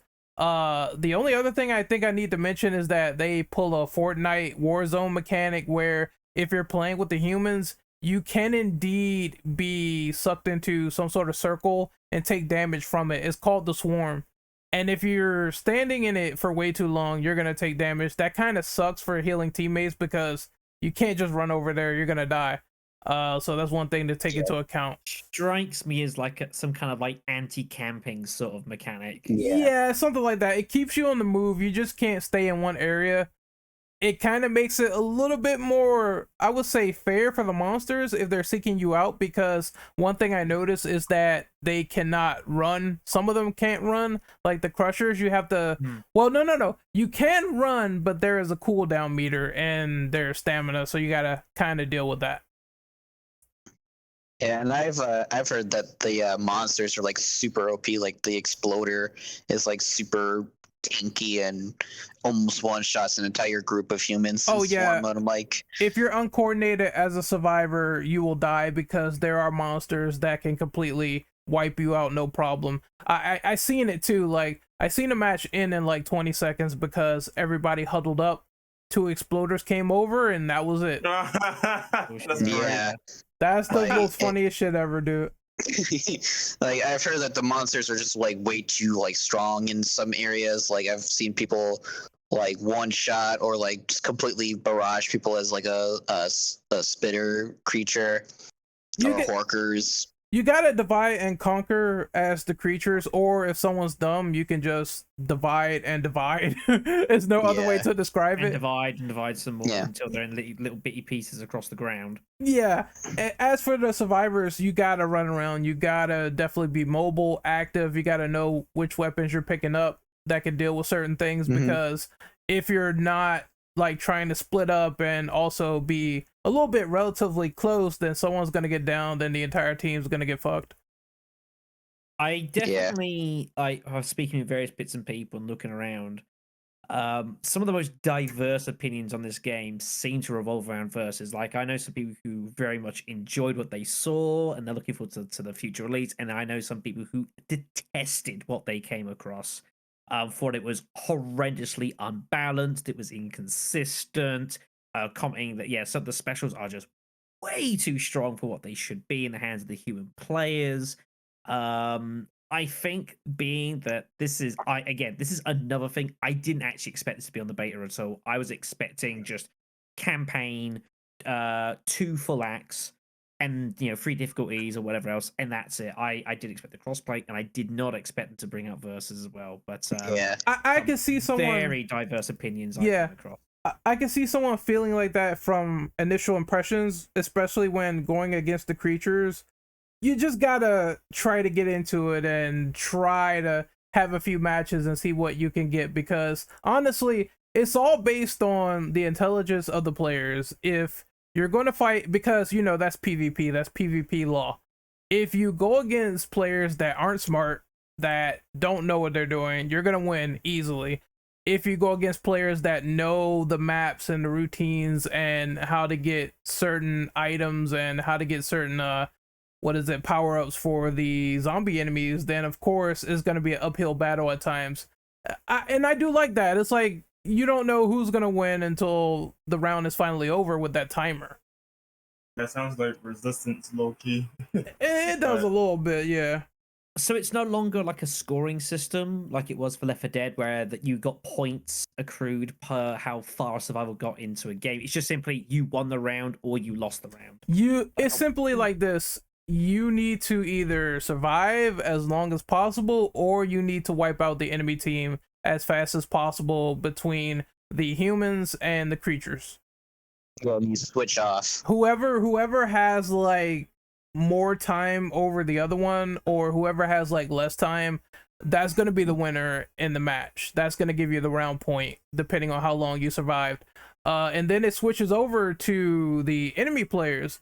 So then they have to do the same thing in reverse. They either have to survive as long as you, or they have to kill the enemy team faster than you as the creatures. And if they do, they get the point. If they don't, then obviously it goes to the other team. Yes. That's how it works.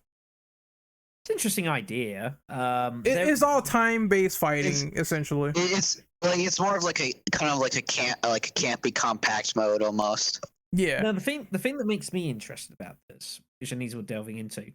So the progression of how teams, equipment, and the zombies carries over from chapter to chapter.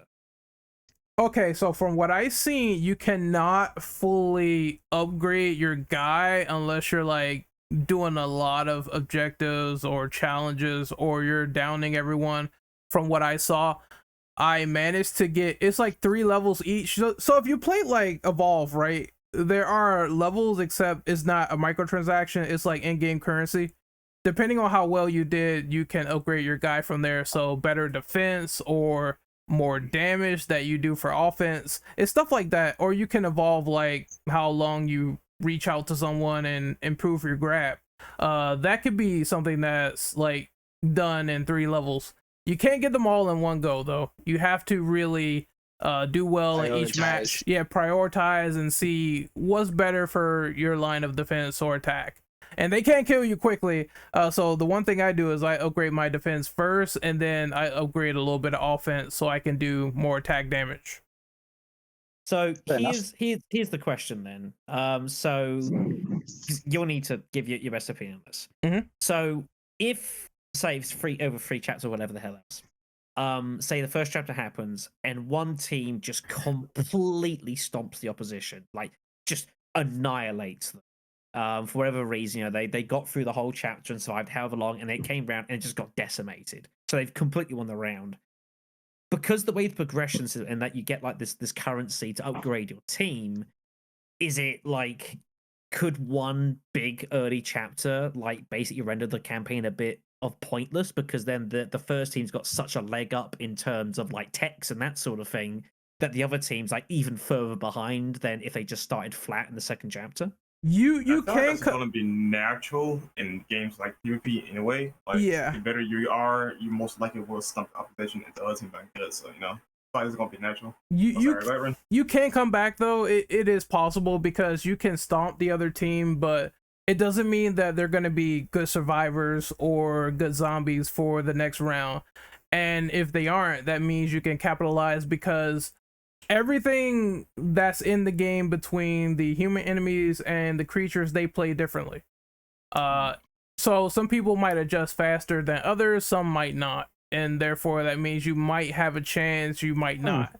From what I don't like that if someone leaves, there is no host migration. That means that if you're left on your own, you're fucked. You're not getting that person back.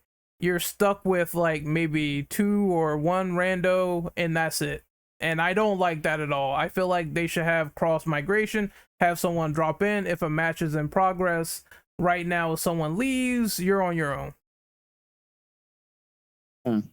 I mean, I would imagine that I can't see that not changing between now and Oof, release. that's gonna be an oof because you're gonna have people who rage quit. I've seen it so many times, and if usually, that's my main concern, yeah, if people are rage quitting and I'm the only one there fighting like 4 people, I'm gonna be like, well, screw this. I'm not beating them, so I'm gonna quit. Yeah, that's my concern because again, going back to say to Left Dead, for example, Left Dead Versus, it was a worry. Like it varied a bit, it happened a lot, but obviously the worry is that you go through even like in a 5-chapter campaign where like the first chapter's points is maybe like a 6th, maybe a 7th of what's available in total, maybe not even that much.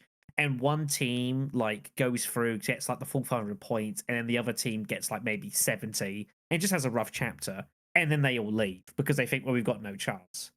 And my concern is that if there's a progression on both sides, depending on how well you do, could that possibly like exacerbate that issue? I mean, I know it's a bit more just kind of how things are nowadays, but that is a concern. Like, you don't want people thinking, well, if I have a bad chapter, that this run's just dead. I might as well leave and start another one, get a good start, and then hope that they don't rage quit, because that's not exactly a good that's not a good environment. But I mean, hopefully that wouldn't be the case, but I don't know. Yeah. Oh, shut up, Brendan.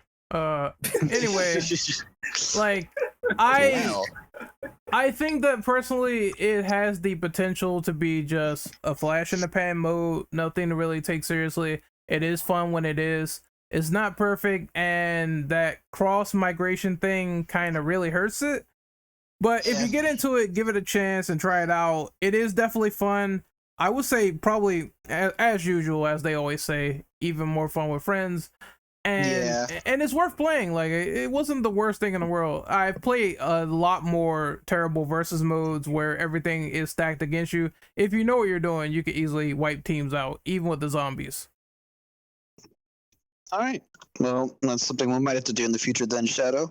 Yeah, I mean, I was tempted to give it a spin, the beta, but my worry is that I didn't really think it was going to be particularly representative of how it would look in the full game. So I was like, do I really want to base my opinions of versus upon this thing in a beta that I didn't even expect to be in? It seemed a little unfair to me. So Sure. I was I focused on playing on campaign. It's just an extension, really. That's all it is.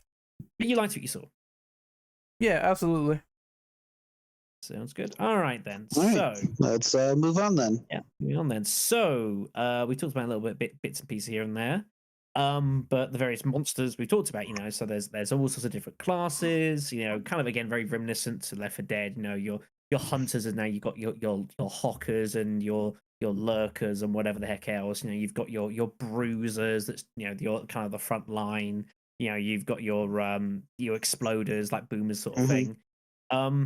What do you make of them? Do you think they stand out at all compared to the original Left 4 Dead? Do they have their own identity? Or? Not vastly different outside of what I've seen for Left 4 Dead, honestly. Like, most of these basic enemy types, like the spitter enemies and the ones that jump around, you've probably seen it in Left 4 Dead one way or the other. Yeah, well, to be frank though, some of the enemies are fucking annoying. Like the ones that you can't escape from. Or dudes that knock you down. All over the place, yeah. I don't like the ones. Those are the ones that are where they're really annoying, because I don't like the ones in the walls that jump out, or the fucking the sleepers that will fuck your day. It's very hard. Stationary hunters. Yes, one of the good qualities and the most frustrating qualities about these monsters is that they literally are based around team synergy. If you're wrapped up, Dante, you can skip from it on your own, so you gotta get a team to come and help you. But that's assuming if you could get that teammate to come and help you, because if not, you're on your own and you only get destroyed. Yeah. So like monsters rely too heavily on team synergy, which could be good or bad thing depending on your ass though. But yeah, no, not for me.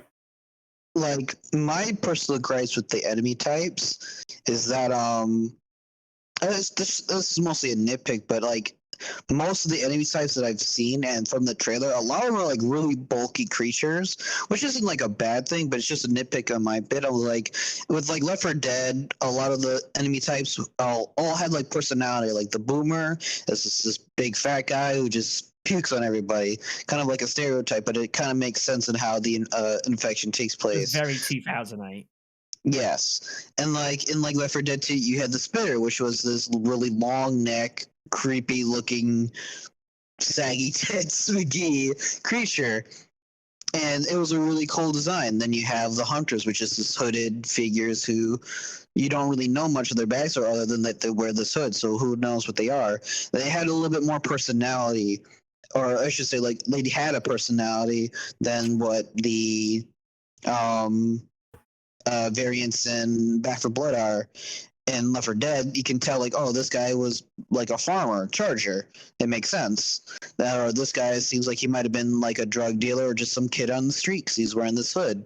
You don't know. Wow. They had a little bit. I'm just saying. This is also very 2008, 2010. Did I hear that terminology right about saggy tits McGee? Like, what? There are some generalizations being made here. It must yes. Very, very generalized, but that's like the only gripe I have with the special in Back 4 Blood. Otherwise, I think a lot of them are pretty cool. Like, there's one that like pukes acid on you. Very annoying, but also very effective at what it does. A lot of the spitter types are very annoying, but that's what they're supposed to be. They're supposed to be like little annoying creatures that are supposed to get your attention off of like common infected and etc. And in the full release, I heard that there's supposed to be another variant of each type, and then there's like 2 more enemy types that we haven't got to yet. Especially one of them including the hag, which is supposed to be the witch of the game, which is very exciting because I want to see how well they implement the hag, if the hag has a variant or not. I would very much like to see what that's going to entail. I like the idea that you have like kind of a base sort of enemy type, you know, like the big hulking dude, and then you got variants of it, you know, the bruiser, which charges and like kind of does a lot of collateral damage. You've got the crusher, who's more of a pinning sort of type.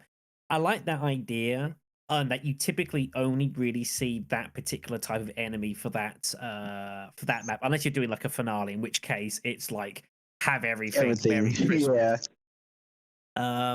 There is one spot about them, however, and I use that word specifically, that I don't know how much I like, and that is the weak spot mechanics for the specials. Does this work in like the midst of chaos and confusion and mayhem? You know, in the case of like with your bruisers you've got to hit like a weak spot specifically right on the back that's really difficult to hit to do any kind of meaningful damage. Does this work?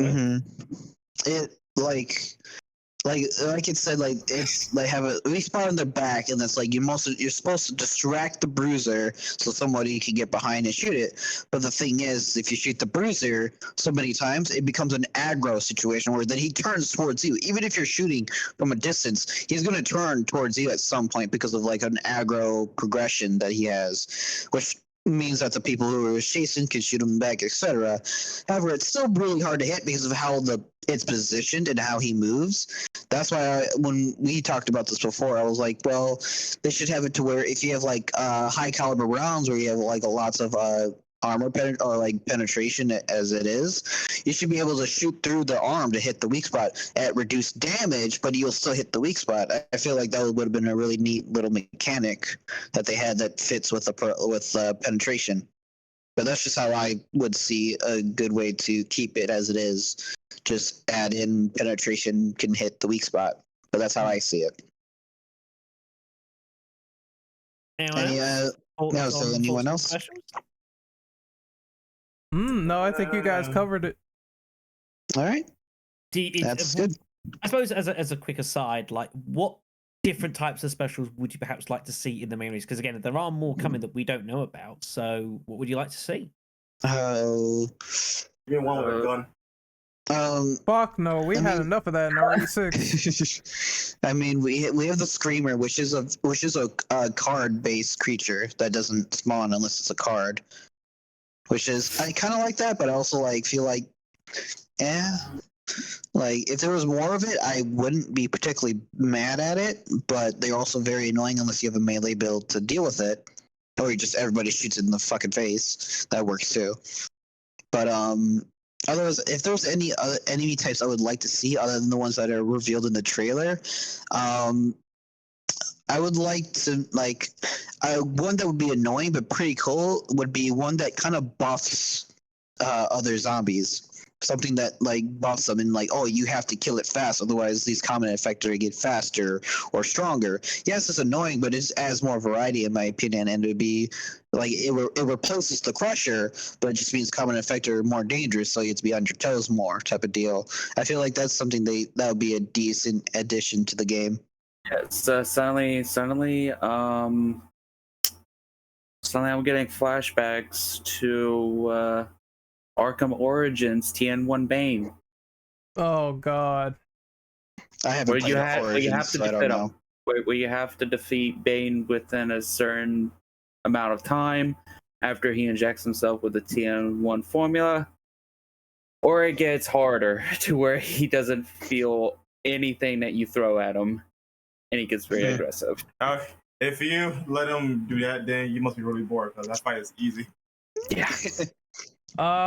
I suppose, well, this answer's kind of like bland, but I do want the notion of more sub bosses because it kind of reminds me a little bit of Killing Floor 2 when they introduced that hulking sub boss and you gotta like defeat him. The ogre? Yes. Yeah, I kind of want more of that dynamic nature in matches, to be honest. Yeah, we haven't talked about the ogre at all, actually, which is meant to be like the new, brand new tank, which is like pretty much enormous and looks impressive. But I don't know. I don't think the ogre really works. Like, I think one of the beauties of the tank is the fact that it could be sudden, out of nowhere, and while it was obviously initially dangerous, but it posed an enormous threat to the team. The ogres, like, because they're so big, you kind of like there's only certain spots they spawn. You know where they're going to spawn, and you know like how to deal with it. You just hide in a narrow corridor and you just plug away at them. Yeah, just hide in a doorway or something. Shoot, you're good. That's just stand there. But I think maybe like the best thing is like smaller enemies too that can actually go through doorways, because I feel like I'm being pursued. They clearly want to go with the ogres because they have them in the alpha and they've brought them again in the beta, but I don't think it really works. I think it's one of those ones that I like the idea of having this big, giant, oppressive thing that like you've got no choice but to cooperate to deal with. But I think it kind of misses the mark and the point because it's so big, it's its own biggest problem. Yeah, it might be the level design too. I think the level design's fine. Like, I mean, like if you had like something that the ogre, for example, like in the farm, for example, in the Act 1 of Chapter 4, and you had it like out there, and you had to fight it until it died, great. Because then that's kind of chaotic, but there's still lots of little bits and pieces that you can hide into anyways. But I like the idea, but I don't know. I think it misses the mark for me. I don't dig the ogre at all. I think the tank was perfect. You know, it was deeply oppressive. It didn't last too long though, necessarily, unless you died. And it was an obvious immediate threat you had to deal with in the midst of everything. But no, for me, the ogre just doesn't work. Yeah. It is a shame. So we'll see what they do. Alright then. So one last thing for us to chat about is a bit more about who we've actually been playing over the course. We've had access to 5 of the characters so far, the cleaners. There are meant to be there's at least 3 more that we know about that were kind of teased in the beta but weren't actually available, and I'm sure there'll be more probably down the line. So what are folks' thoughts about characters playing as, you know, from Hoffman, Holly? They're cool. They have personality. I think they have more personality than ones from Left 4 Dead. Yeah, like Mama's best mom. Yeah, especially when there's more of them and you play with certain team comps, you get a lot more different dialogue options from the characters, which is really neat. Yeah, I played more of Mom and Holly. Yeah, I played a lot of Holly because melee build main here, but also for the fact that most of the like weapons, like the weapon classes of like the rifles, snipers, etc., almost made it to where certain characters were going to do better with certain weapons, which makes sense. Some people are better with melee weapons, some are better with actual guns, or some of them are better with like more higher damaging weapons or quicker weapons type of deals. And for me, like I said, I was a Holly melee main because, for one, melee builds, you get the option to where you can actually heal yourself per kill, which becomes a huge thing, especially on veteran. Like, you need it for veteran if you're a melee build. And Holly, her personal ability is whenever she gets a kill, she gets 10 stamina points back. And I was like, that's ridiculous, because if you make yourself to a certain way in the melee build, you can reduce the amount of stamina used when using your melee. So you basically can have an infinite supply of stamina no matter what situation you become in. It became ridiculously fun because you're like, oh, I just become this nonstop axe-wielding murderer no matter where you go. Unfortunately, if you're playing on a veteran, if you don't have certain cards to prevent team damage, you're going to hurt your teammates a lot. You're going to be taking a quarter of the health points per swing if you're using a purple axe. And let me say, I've had it happen. I've hit some teammates before, and it's not fun for them. But you hit renegade at least. Shut up. No, I don't think he ever hit me in the back. I shot some people though. Don't worry about that. Yeah, I've hit Shadow before, and it was not fun for him. But thankfully, it was like with a green axe, so it wasn't a blue or a purple, which does like an extra 40 damage. But surprisingly, there's not a lot of there's not a lot of trauma damage. It's there when it's team, but not so much when a zombie hits you, which is something to note. But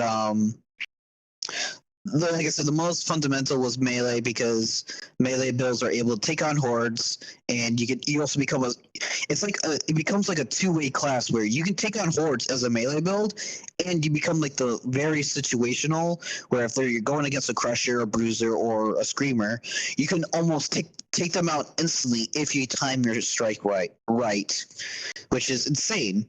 I was able to take down a crusher or a bruiser in 2 strikes with an axe, and my first strike nearly always stuns them because I do so much damage because of my build. It almost becomes like you're a one-man army, and I play that way because it's super fun.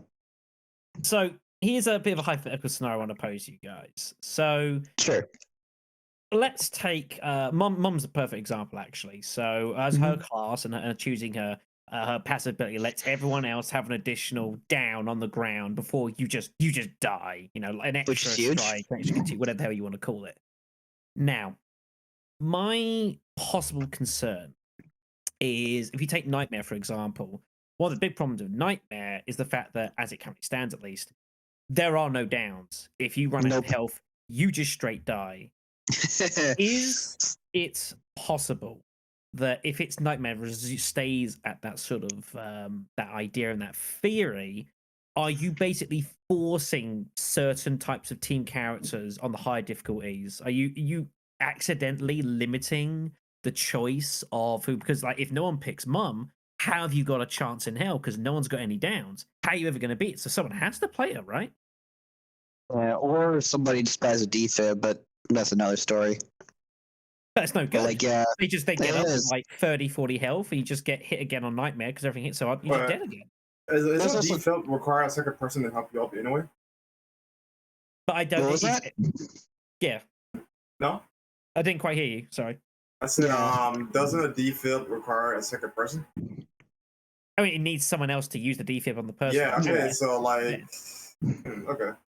But the point is that like if with these high difficulties, if people are taking so much damage, are you forced to take Mom? So you've got these downs. Are you forced to take the medic so you can actually heal to some degree? Like if you're kind of forcing teams to have certain character types in these like high difficulty classes, like is that going to happen? And if so, is that a problem? I feel like it will happen because I mean. But games like this, though, it will happen. Like, you're going to have your character hierarchy, like, who is objectively better than others. So, on top of that, though, sometimes you are going to be forced to use wherever thing that is like top tier or meta just to get through this ball busting difficulties. Like it is gonna happen. But it's a good or bad thing though. I mean, it's a test of time. So honestly, I can't really say it's good or bad. It could also just lead to challenge runs almost, where, oh, there's these meta. Well, what if we don't want to play the meta? Just try to give it our best shot with characters who are not the best, or certain card builds are not great. It's up to you. But again, if you're trying to complete it, yeah, it kind of does limit to you having either getting mom or getting second chance, or maybe there's cards in the full release. Actually, there was a few cards in that I was able to get at the end of like the beta, like the end of the cards, where you sacrifice. I think it was like some stamina, like 20% stamina, but you get 2 extra lives. You get 2 extra downs, which I think would be a huge card for Nightmare. You suffer the penalty, but you do get more strikes, which could also be that is the problem. It is. You have to get there, but it's an option if you don't have mob, or if you want to have more downs specifically for a Nightmare. However, then you need somebody, or at least 2 people, who can revive somebody faster, because in a tight situation, reviving people takes the moment it takes to revive somebody, you're getting hit for like a mega ton of damage, or you get grabbed by a special infected. It just becomes where the meta becomes how you want to deal with situations when you play that difficulty. I think it can't be judged at the moment. We have to wait for the full release in all the cards and characters and what they do. That's how I feel about it, at least. Cryo, Ren, thoughts? Yeah. I just enjoy playing with the black guy. That's it. That's it. Like I just pick a class that caters to me, whether it's something involving like a shotgun or something, and it really doesn't matter. I just pick like the 2 black characters in the beta, and that was it. Of course you do. I mean, yeah. Shotguns were very strong in the beta for sure. Shotguns were very strong. But Have you guys used the DMRs? The DMR was pretty good. Yeah, I gave him a spin. Once I saw cards that I felt I could just fight. Like the ranch rifle was very, very strong. Ranch rifle is so good, especially if it's a support rifle. If you start getting like kind of like you start fighting against like monstrous, the trick with like the DMRs and the beauty of them is the fact that they're one-shotting a lot of enemies. The problem you have is like if you start doing it's monstrous ridden, and they're getting like plus 50% health, you start losing that ability to one-shot. Then suddenly it's terrible. And it's nowhere near as good. It's a bit like with Left 4 Dead Realism, for example. Left 4 Dead snipers can be really strong because it just one-shot any common, pretty much wherever you shoot them. Once you apply a realism in them, unless you're headshotting them, you're basically not being able to do that, and suddenly the effectiveness of these weapons go way down, which is a bit of a shame. So it's like the only good thing about them is that they have high penetration, which kind of helps add to that fact. Where, yeah, it takes you more than one shot, but hopefully the second shot will kill both of them as well. Yeah. And when ammo is already as limited as it is, and you're having to trade between people, like that. Yeah. Thankfully, the ranch rifle is a high damage weapon, and it counts as assault rifle ammo, which is a plentiful resource, especially for early game. Yeah. But yeah, I think on the whole, the weapons seemed pretty good. There was some nitpicks I had here and there. There was one I did note. This is exceptionally nitpicky. I accept this, but I will throw it out with the shotguns. In that you could like. If you were to shoot a pump action, and this really bugged me because it was something that Left 4 Dead got wrong. You would shoot a shotgun, and obviously then pump the chamber to bring in the next shell. And if you go to reload, you put in the next shell, and then you're pumping the chamber again. Now, first of all, that makes no sense because you're breaking it, and second of all, this actually has a bit of impact because while I was having a lot of problems with like a lot of these semi-auto shotguns, was with Left 4 Dead. Like if you were to shoot 3 or 4 times and start reloading. If you want to shoot again, you just shoot. But with Back 4 Blood, you're having to pull the pull the chamber once you decide you stop reloading, and there's like about a second's worth of pause, which you need to be like defending yourself. And that was catching me out quite a lot for something that doesn't actually make any sense. Again, exceptionally nitpicky, I accept that, but it was something that I did spot and did annoy me a lot. Like that stuck out to me a bit. But other than that, like the weapons felt pretty good. Again, the rifles I think are fairly strong. I'm not a bolt action guy; it's not my thing. Yeah. M4 carbine with the long scope, I think might be one of the best weapons in the game. Funny enough, absurdly accurate at distance. yeah, funny. Funny enough, the M4 carbine was the most used weapon in the beta.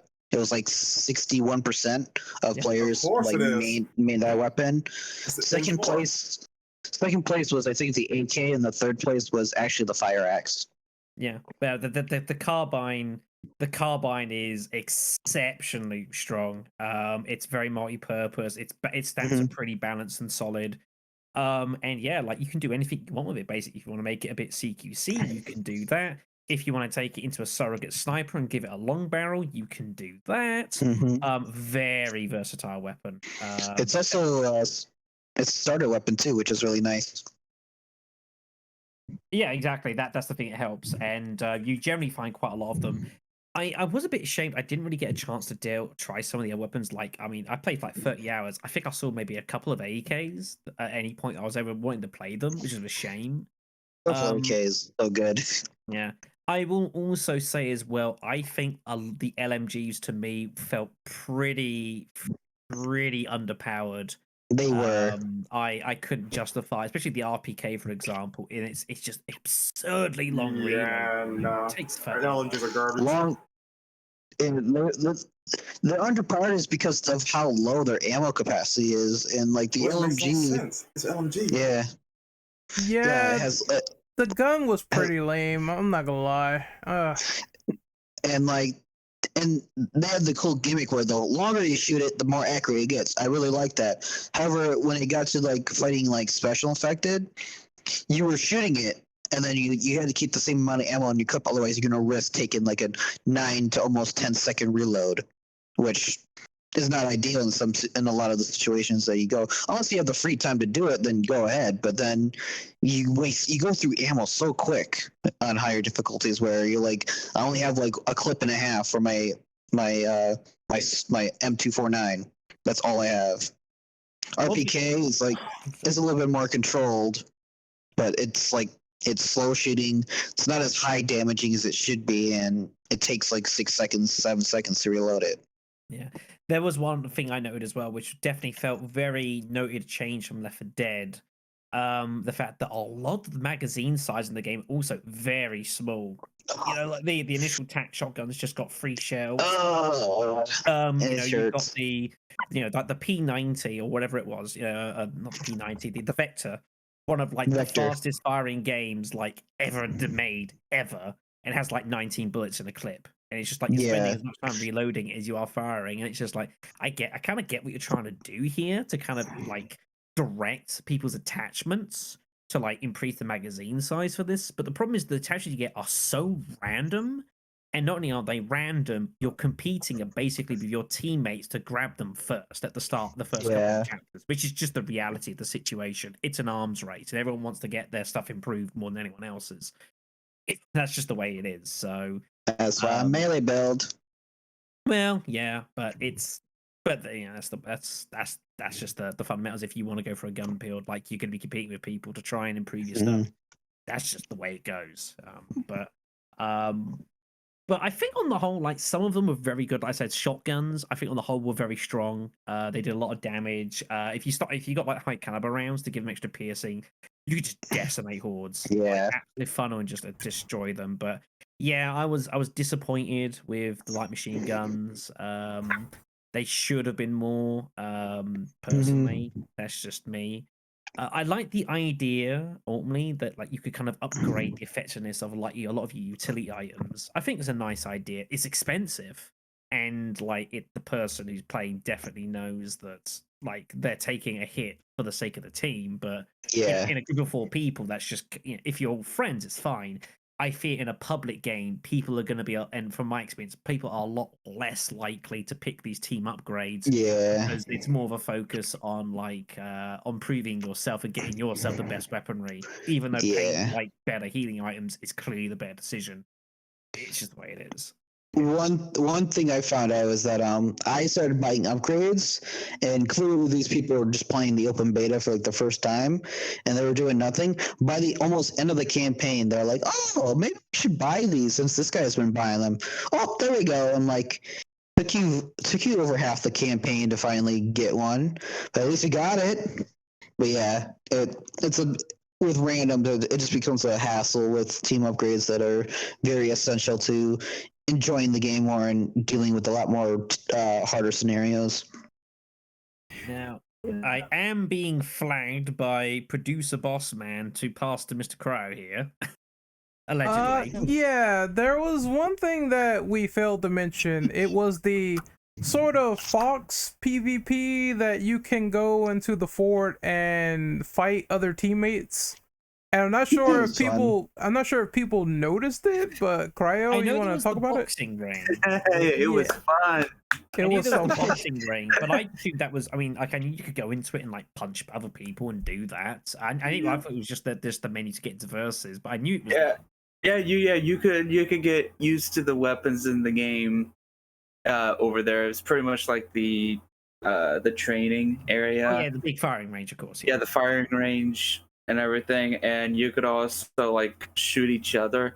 And we at the beginning of Ren's stream when he first played it, we were just in the training area for about 30 minutes, just screwing around, killing each other, me running around yelling out, "I'm Jason Voorhees" with a fire axe and with a machete. It's so fun because just remember, as soon as you step inside of the fort, then you are able to take damage. If you are back in the fort, then they can't shoot you. So that's one thing to notice. Yeah. The fire axe is really fun though. It can kill people in one hit and fuck them up. So yeah. There's a reason why it's a freaking like a special effective killer. It's so good. It's the best melee weapon. Like, why not get it? It goes to show as well. I mean, like, the devs, obviously, people understand that there are times of who just want to have like a bit of chaos amongst themselves. It's a nice, cheap, and easy way to do it, isn't it? There's no penalties. There's no worries for it. You just go there and just like mess about, shoot each other, and like, don't do this in real life, kids. For the love of God, don't. Not only will you be kicked out of your range, you're gonna get arrested. You're gonna get files against you. Just don't do it. But for the sake of Fort Hope and dealing with the zombie infection, do whatever you want. The world's fucked anyway, so do as you desire. But I did appreciate it, and yeah, I like pretty much everyone got involved in some sort of shooting war of someone else, and it's great. It's a bit of mild fun, so why not let them have it? It did also serve as well as a chance to like try out all different weapons and attachments and kind of get a feel for stuff you might or might like as well. So yeah, I like the range. It was a nice kind of idea. I kind of wished in a way it was a little bit bigger, and I kind of wish and also hope that we get a chance to explore more of Fort Hope itself, because there's a lot more to the base that we can see, but you don't ever get a chance to explore like at least half of it, which is a little bit of a shame. You could argue maybe you don't need that in a hub world, but oh well, Fort Hope DLC. Yeah. I almost thought you said Fort Hole, which is a amalgam of Fortnite. I don't know why, but I figured I'd bring that up. But also one other weapon to note, that Deagle, man. That Deagle is a baby maker, man. You just pop it off once. Possibly the best game weapon. Baby maker. One of the best sidearms, one of the best like damage dealing weapons. Firearms.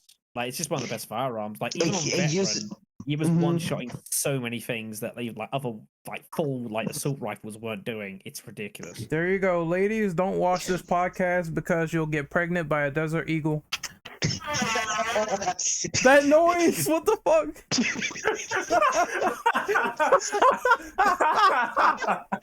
What the fuck, dude? What the fuck is that? Was that to be clipped? I'm gonna attempt to play straight man here. Yeah, straight. That was great. That was great timing. Okay. Yeah, cryo. What? That was you. What did I do? The chair.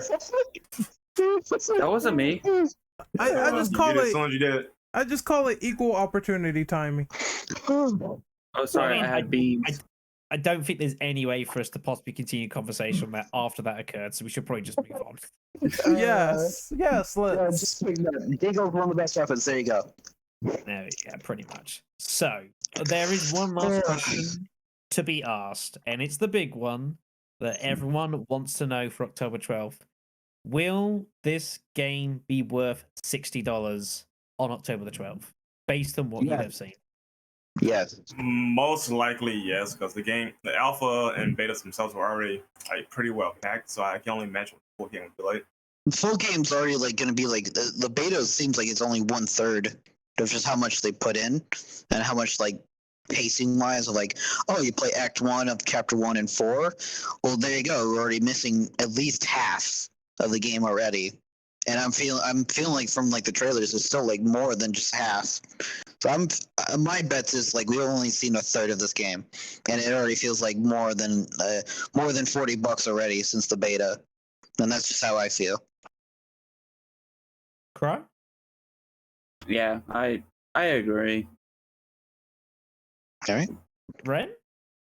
I don't know if I'm getting this at launch, but maybe if not launch, I would get it around November because honestly, I do love the crossplay. The game is fun.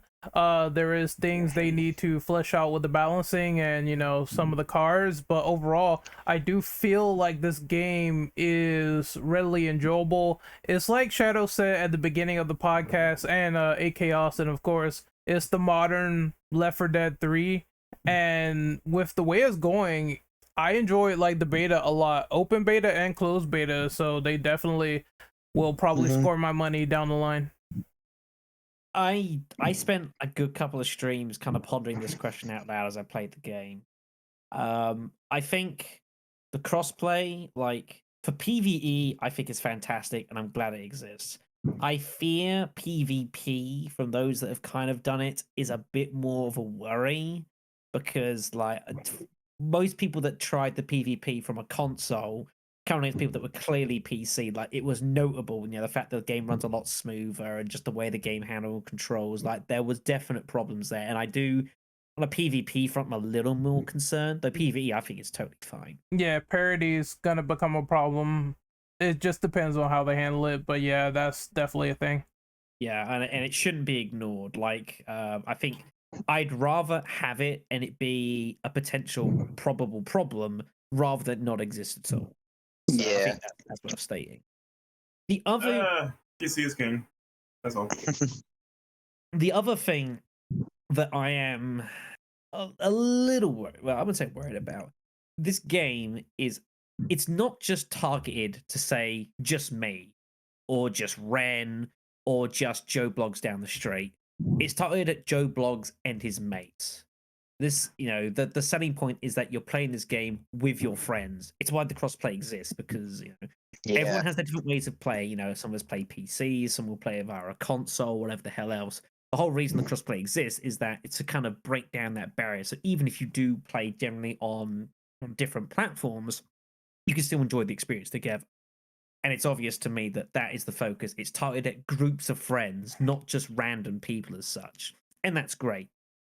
The worry I have is that if you don't really have a lot of friends that don't play this sort of thing, I am concerned I'm a little worried about your value for money for this, especially when you're asking people to drop a lot of money for this game, like full price. That's a lot of cash to fork up. And I am a little worried that, if I do obviously my streams, bits and pieces like that, and I probably will have a fair amount of people that I can pick through, and always words to words, I can just have like a random or two in, because usually there's some chaos to be had on stream. That's great. But from like a more gameplay standpoint, like it's a bit more of a difficult sell. I expect that a lot of people are going to not just wait for this game to come out and kind of see how it stands. I expect a lot of people are going to wait until like a first sale of this game, maybe wait till it's like 15-20% off, pick up the game when it's like $45 or so. There's been a bit of time to iron out some of the initial faults. And I reckon for pretty much anyone at that point for like 40, 45 bucks, I would say yes, get hold of this game. But if you don't have people that you know are going to be picking this up at release and you're looking at 60 bucks minimum, I think this is still a bit of a difficult sell to your general player. And I think the launch audience would be all right, but I can't see it being stellar. I could be wrong. Maybe a lot of people are gonna like think the beta was actually pretty good and make the pun. But I get a feeling there's kind of a wait. People want other people to make that punt first, if you get me. To kind of tell them that yes, this game will be worth 60 bucks because they're already there, and then they'll follow. But I don't think that people want to be the first ones to go over the Rubicon here. Yeah, you heard it from the guy. If you're a loser, don't get the game. If you have friends, get it. Like that I've pointed out before, like early on, before and during this podcast, there was 5.6 million players in the beta, in the open beta at least. That is an astounding number. And I would say about like just a rough like guesstimate, about I would say 65 to 70% was mostly positive like people saying stuff about it. The amount of people that I've seen and just like the general like consensus, it was like a good like 65-75% people really enjoyed this game, and about like 50 to 60% of those people said that they would buy it on launch. The problem is we live in the social media world where good news doesn't travel; it's bad news that travels. Yeah, that's just. I'm just saying if 50% of that's like 65% still bought it, that's still like more than 1.5 to 2 million copies sold, just on like a math numbers there. That alone is still huge on a launch game like this. That's very good for a game like this. And the game's on Game Pass. I'm getting it for free. My money that goes towards Game Pass is still going towards the game itself, just not as direct, I should say. So I'm excited. Freeloader. I don't know how exactly this game is coming out on release for free on Game Pass. I have no idea. Oh, it's simple. Microsoft cut them a huge check that will at least cover the they must have done, which is that's how it usually goes. So if Microsoft want it, they will just have to pay out because that's how the transaction. Like you get these obviously like with Resident Evil Village, for example, and like it's kind of after the fact that Sony paid a shitload of money for like some exclusivity rights here with the demo and that sort of thing. Now that was obvious at the time, and I guess this is kind of more that similar sort of idea. But like that's a lot of money they must be like forking over. That's an investment. But let me put it like this though. For Capcom side of things, for example, Microsoft spent I think over $1 million. I forgot what the actual number was because it's been a while. Over $1 million. That's just a lowball of dollars, obviously, to get Devil May Cry 5 on Game Pass, and that was well after the game was on store shelves. So imagine how much they had to pay up just for a new game coming out. Yeah, it's extraordinary in a way. It just amazes me that they're making a healthy punt, because like if this game was to come out and fail, like that's not an inconsiderable loss right there that they're potentially footing. So clearly they have some faith in the game, which I guess Microsoft got money. They'd be fine. I mean, this is true. I admit this, but regardless, but yeah, I think that's how I would look at this game. Like, if you're still on the fence after the beta, feel free to like wait. I mean, like there are some pre-order bonuses for the game, but it's not particularly big. Like it's nothing too great at all. It's like some skins, bits and pieces. It's not going to affect too much, and that's one thing the devs have said. They don't want to paywall stuff. They don't want to have it so like if you have the money, you can buy better cards. They don't want to go down that route because there's obviously been many notable cases of that not working out recently. So all those sort of larky. But yeah, I think it's probably worth the $60 punt, and if worse come to worst, if you get it and it doesn't quite work out for you, send it to your friend for like $45 and tell him that it's actually not too bad, but just wasn't for me, and you'll both win. That's the way I look at it. So, alrighty then. So I think that is us more or less done. So we do thank you all for the company. We have shout outs and whatever else to do. We'll go alphabetically. So we'll go with Mr. AK Austin. All right. Well, I'm AK Austin. You can find me on Twitter with the same Twitter handle, AK Austin _01. Same goes for my Twitch. I'm also starting to stream a little bit more. Hopefully, I can do more in the future and upload them to my YouTube, same as AK Austin. And yeah, I'll sign off right here. All right, and thank you very much. Cryo. You can find me on Twitter and YouTube under the same handle, Cryo Gaming, CRY0, instead of the letter 0 or O. Yeah, fair enough. Cool. Mr. Operative Boss Man. You can find me on YouTube at Renegade Operative. You can find me on Twitch at Ren. Well, you can find me on Twitter at RenOperative_. You can find me on Twitch at Renegade_Operative. I will be working on a Silent Hill review and trying to get this podcast up on the podcast channel, and we're playing Tekken 3 sometime on Sunday, so look forward to that. Mr. Brando. Well, you can find me Twitter, Twitch as Paragon Operative. Shut up, you bitch.